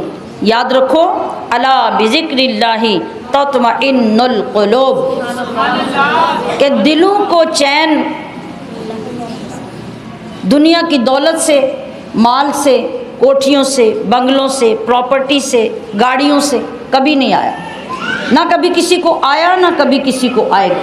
बल्कि ये एक ऐसी चीज़ है कि ये जितनी बढ़ती जाती है बेचैनी भी बढ़ाती जाती है, सुकून गारत हो जाता है।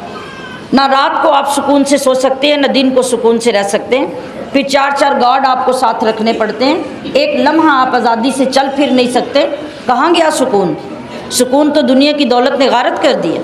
सुकून चाहिए, इत्मीनान चाहिए तो अला गौर से सुन लो, बिज़िक्रिल्लाहि तत्मइन्नुल क़ुलूब। तुम्हारे दिलों का जो इत्मीनान है, जो तुम्हारे अंदर रच बस जाता है और सुकून कर देता है, वो अल्लाह का जिक्र है। और इससे सुकून हासिल करना सीखें। सुभान अल्लाह। सीखने का तरीक़ा क्या है कि जब दिल नहीं भी लगता ना, तो अपने आप को आदत डालने के लिए अपनी ज़ुबानों को जोड़ लें अल्लाह के ज़िक्र के साथ। बाज़ लोग तो ये कहते हैं कि आप सिर्फ यूँ बोलते रहेंगे, कभी तो ऐसा होता है, एक मकाम ऐसा आता है कि हमारे जिस्म का अंग अंग अल्लाह की तरफ मुतवज्जे हो के ज़िक्र करेगा तो कबूल होगा, वो एक मर्तबा है आपका। लेकिन अवाम के लिए क्या है?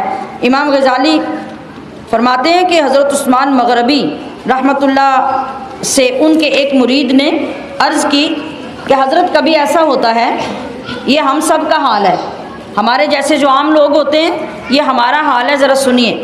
कभी ऐसा होता है कि आदतन मैं किसी और काम में लगा होता हूँ तो मेरी ज़ुबान पे ज़िक्र जारी होता है, लेकिन मेरे दिल को ज़िक्र की रग़बत नहीं होती।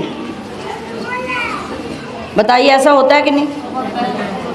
सोच के बताइए। होता है ना? जब आप किसी वजीफ़े को 1.25 लाख पढ़ते हैं ना, आपको आदत पड़ जाती है। तो आपकी आदत क्या होती है कि कभी आपकी तवज्जो किसी और तरफ होती है और आप गौर करते हैं कि आपकी ज़ुबान तो बोल रही होती है वो कलिमा और आपको पता ही नहीं होता। कभी दिल को बिल्कुल ख़बर नहीं है कि आपकी ज़ुबान क्या कह रही है, दिल कहीं और लगा हुआ है, आप कुछ और कह रहे हैं। उस मुरीद ने भी यही शिकायत की अपने मुर्शिद से। उन्होंने फरमाया, गौर कीजिए, उन्होंने फरमाया कि अगर ऐसा होता है ना तो ये भी तो शुक्र का मकाम है। अगर किसी वक़्त दिल गाफिल भी है तो ज़ुबान बुराई करने की बजाय अल्लाह का जिक्र कर रही है ना, तो ये भी शुक्र का मकाम है कि तुम्हारा एक उज़्व जो है यानी ज़ुबान, उसको तो अल्लाह ने अपने ज़िक्र की तौफीक दी है ना, तो उसको भी बुरा मत समझो। अगर तुम्हारे दिल में ये ख्याल आ गया तो ये ख्याल बहुत अच्छा है, आगे चल के तुम्हारा दिल भी बल्कि तुम्हारा अंग अंग अल्लाह अल्लाह अल्लाह करने लग जाए। वो लोग जो ईमान लाए और जिन्होंने अच्छे काम किए, तूबा लहुम व हुस्नु मआब, उनके लिए खुशी है और एक अच्छा अंजाम है। हज़रत अबू हुरैरा और दीगर कई सहाबा से रवायत है कि तूबा जन्नत के अंदर एक दरख्त है, उसका नाम तूबा है और ये ऐसा दरख्त है कि इसका साया सारी जन्नत में जन्नतियों को पहुँचेगा। और हज़रत उबैद बिन उमैर ने कहा कि ये दरख्त जन्नत अदन में है। इसकी जड़ सरकार दो आलम सल्लल्लाहु अलैहि वसल्लम के ईवान मुअल्ला में और इसकी शाखें जन्नत के हर बाला खाने तक पहुँची होंगी। अल्लाह अकबर, सुभान अल्लाह। इसी तरह हमने आपको भेजा इस उम्मत में जिससे पहले बहुत सी उम्मतें गुजर चुकी, ताकि आप इन पर वो कलाम पढ़ें जो हमने आपकी तरफ वही किया। ये अल्लाह ताला अपने महबूब से फरमा रहा है, क्या हबीब, हमने आपको जिस उम्मत की तरफ भेजा ये सब उम्मतों से आखिरी उम्मत है। क्यों भेजा? इसलिए कि आप अपनी उम्मत को कुरान पढ़कर और कुरान के शरई अहकाम सुनाएं, ताकि आपकी उम्मत इन शरई अहकाम पर अमल करके मेरे पसंदीदा बंदों में शामिल हो जाए। अल्लाह अकबर। ये आयत करीमा सुलह हुदैबिया के मौके पे नाजिल हुई, जिस वक़्त नबी करीम सल्लल्लाहु अलैहि वसल्लम ने हज़रत अली उल मुर्तज़ा से फरमाया था कि लिखो बिस्मिल्लाहिर्रहमानिर्रहीम, तो काफिरों ने इस पर झगड़ा कर दिया। उन्होंने कहा कि हमारे दस्तूर के मुताबिक बिस्मिल्लाहिर्रहमानिर्रहीम नहीं बल्कि बिस्मिल्लाहुम्मा लिखवाएं, हम इसको नहीं मानते। अब इसके मुतल्लक़ इस आयत करीमा में इरशाद हो रहा है कि वो रहमान के मुनकिर हैं, तो ए हबीब आप इनसे फरमाइए कि रहमान तो वही है जिसकी मार्फत से तुम इनकार कर रहे हो, वो मेरा रब है, उसके सिवा कोई माबूद नहीं है।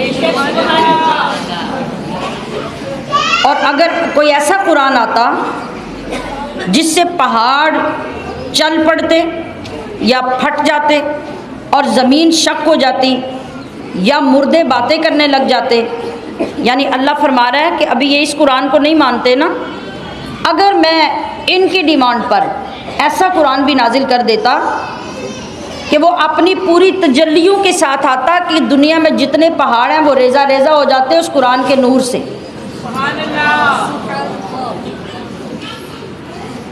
आपको मालूम है कि ये कुरान कितना नूरानी है? इस कुरान के अंदर जितना नूर और जितना जलाल था उसको मेरे करीम आका ने अपने कल्बे अतहर में जज्ब कर लिया, और जज्ब करने के बाद उस कुरान को हल्का करके हमें अता किया ताकि मेरा हर उम्मती आसानी से इससे फैज़ हासिल कर सके। वरना अगर यह कुरान अपनी असली नूरानियत के साथ नाजिल होता तो पहाड़ रेज़ा रेज़ा हो जाते। अल्लाह फरमा रहे हैं कि अगर हम ऐसा कुरान उतार देते ना, और अगर ऐसा कुरान होता कि ज़मीन शक हो जाती, खुल जाती सारी, तो नीचे क्या था? नीचे पानी था, पानी सारा बाहर आ जाता, और कब्रों से निकलकर मुर्दे बातें करने लग जाते, तो ये काफिर ऐसे बदबख्त हैं कि तब भी ये कुरान को ना मानते। अल्लाह चाहता तो अल्लाह ऐसा कर सकता था, और अल्लाह चाहता तो वो काफिर पैदा ही ना करता। अल्लाह चाहता तो सारे लोगों को यकदम हिदायत वाला बना देता। अगर सारे लोग हिदायत वाले होते तो बताइए बुराई की समझ किसको आती? आज सुबह की समझ कैसे आती है? सुबह हो गई, दोपहर हो गई, जोहर हो गई, शाम हो गई, कैसे समझ आती है कि रात है? अगर रात ना होती तो सुबह की किसी को समझ ही ना आती। कितनी बड़ी हिकमत है। फिर हमेशा एक जैसा मौसम, एक जैसा वक्त रहता, ना वक्त होता, ना रात होती, ना दिन होता, एक ही होता। अब रात की समझ दिन से आई और दिन की समझ रात से आई। इसी तरह बुरे की समझ अच्छे से आती है और अच्छे की समझ बुरे से आती है। अल्लाह अकबर। तो नूरे कुरान से फ़ायदा उठाने का तरीका क्या है? इस कुरान को निगाहे बसीरत से पढ़ा जाए, इसको समझ कर पढ़ा जाए, इसके अंदर आने वाले अहकाम पर अमल किया जाए, जिन बातों से अल्लाह ने मना किया उनसे मना हो जाया जाए। यकीन कीजिए कि जब इन तमाम तकाज़ों के साथ हम कुरान पढ़ेंगे हमारा सीना जगमगा उठेगा। इस कुरान की तासीर हमारे ज़ाहिर और बातिन में नज़र आने लगेगी। अल्लाह करे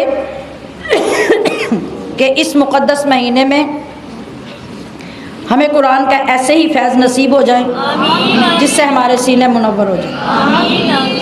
वमा अलैया इल्लल बलागुल मुबीन।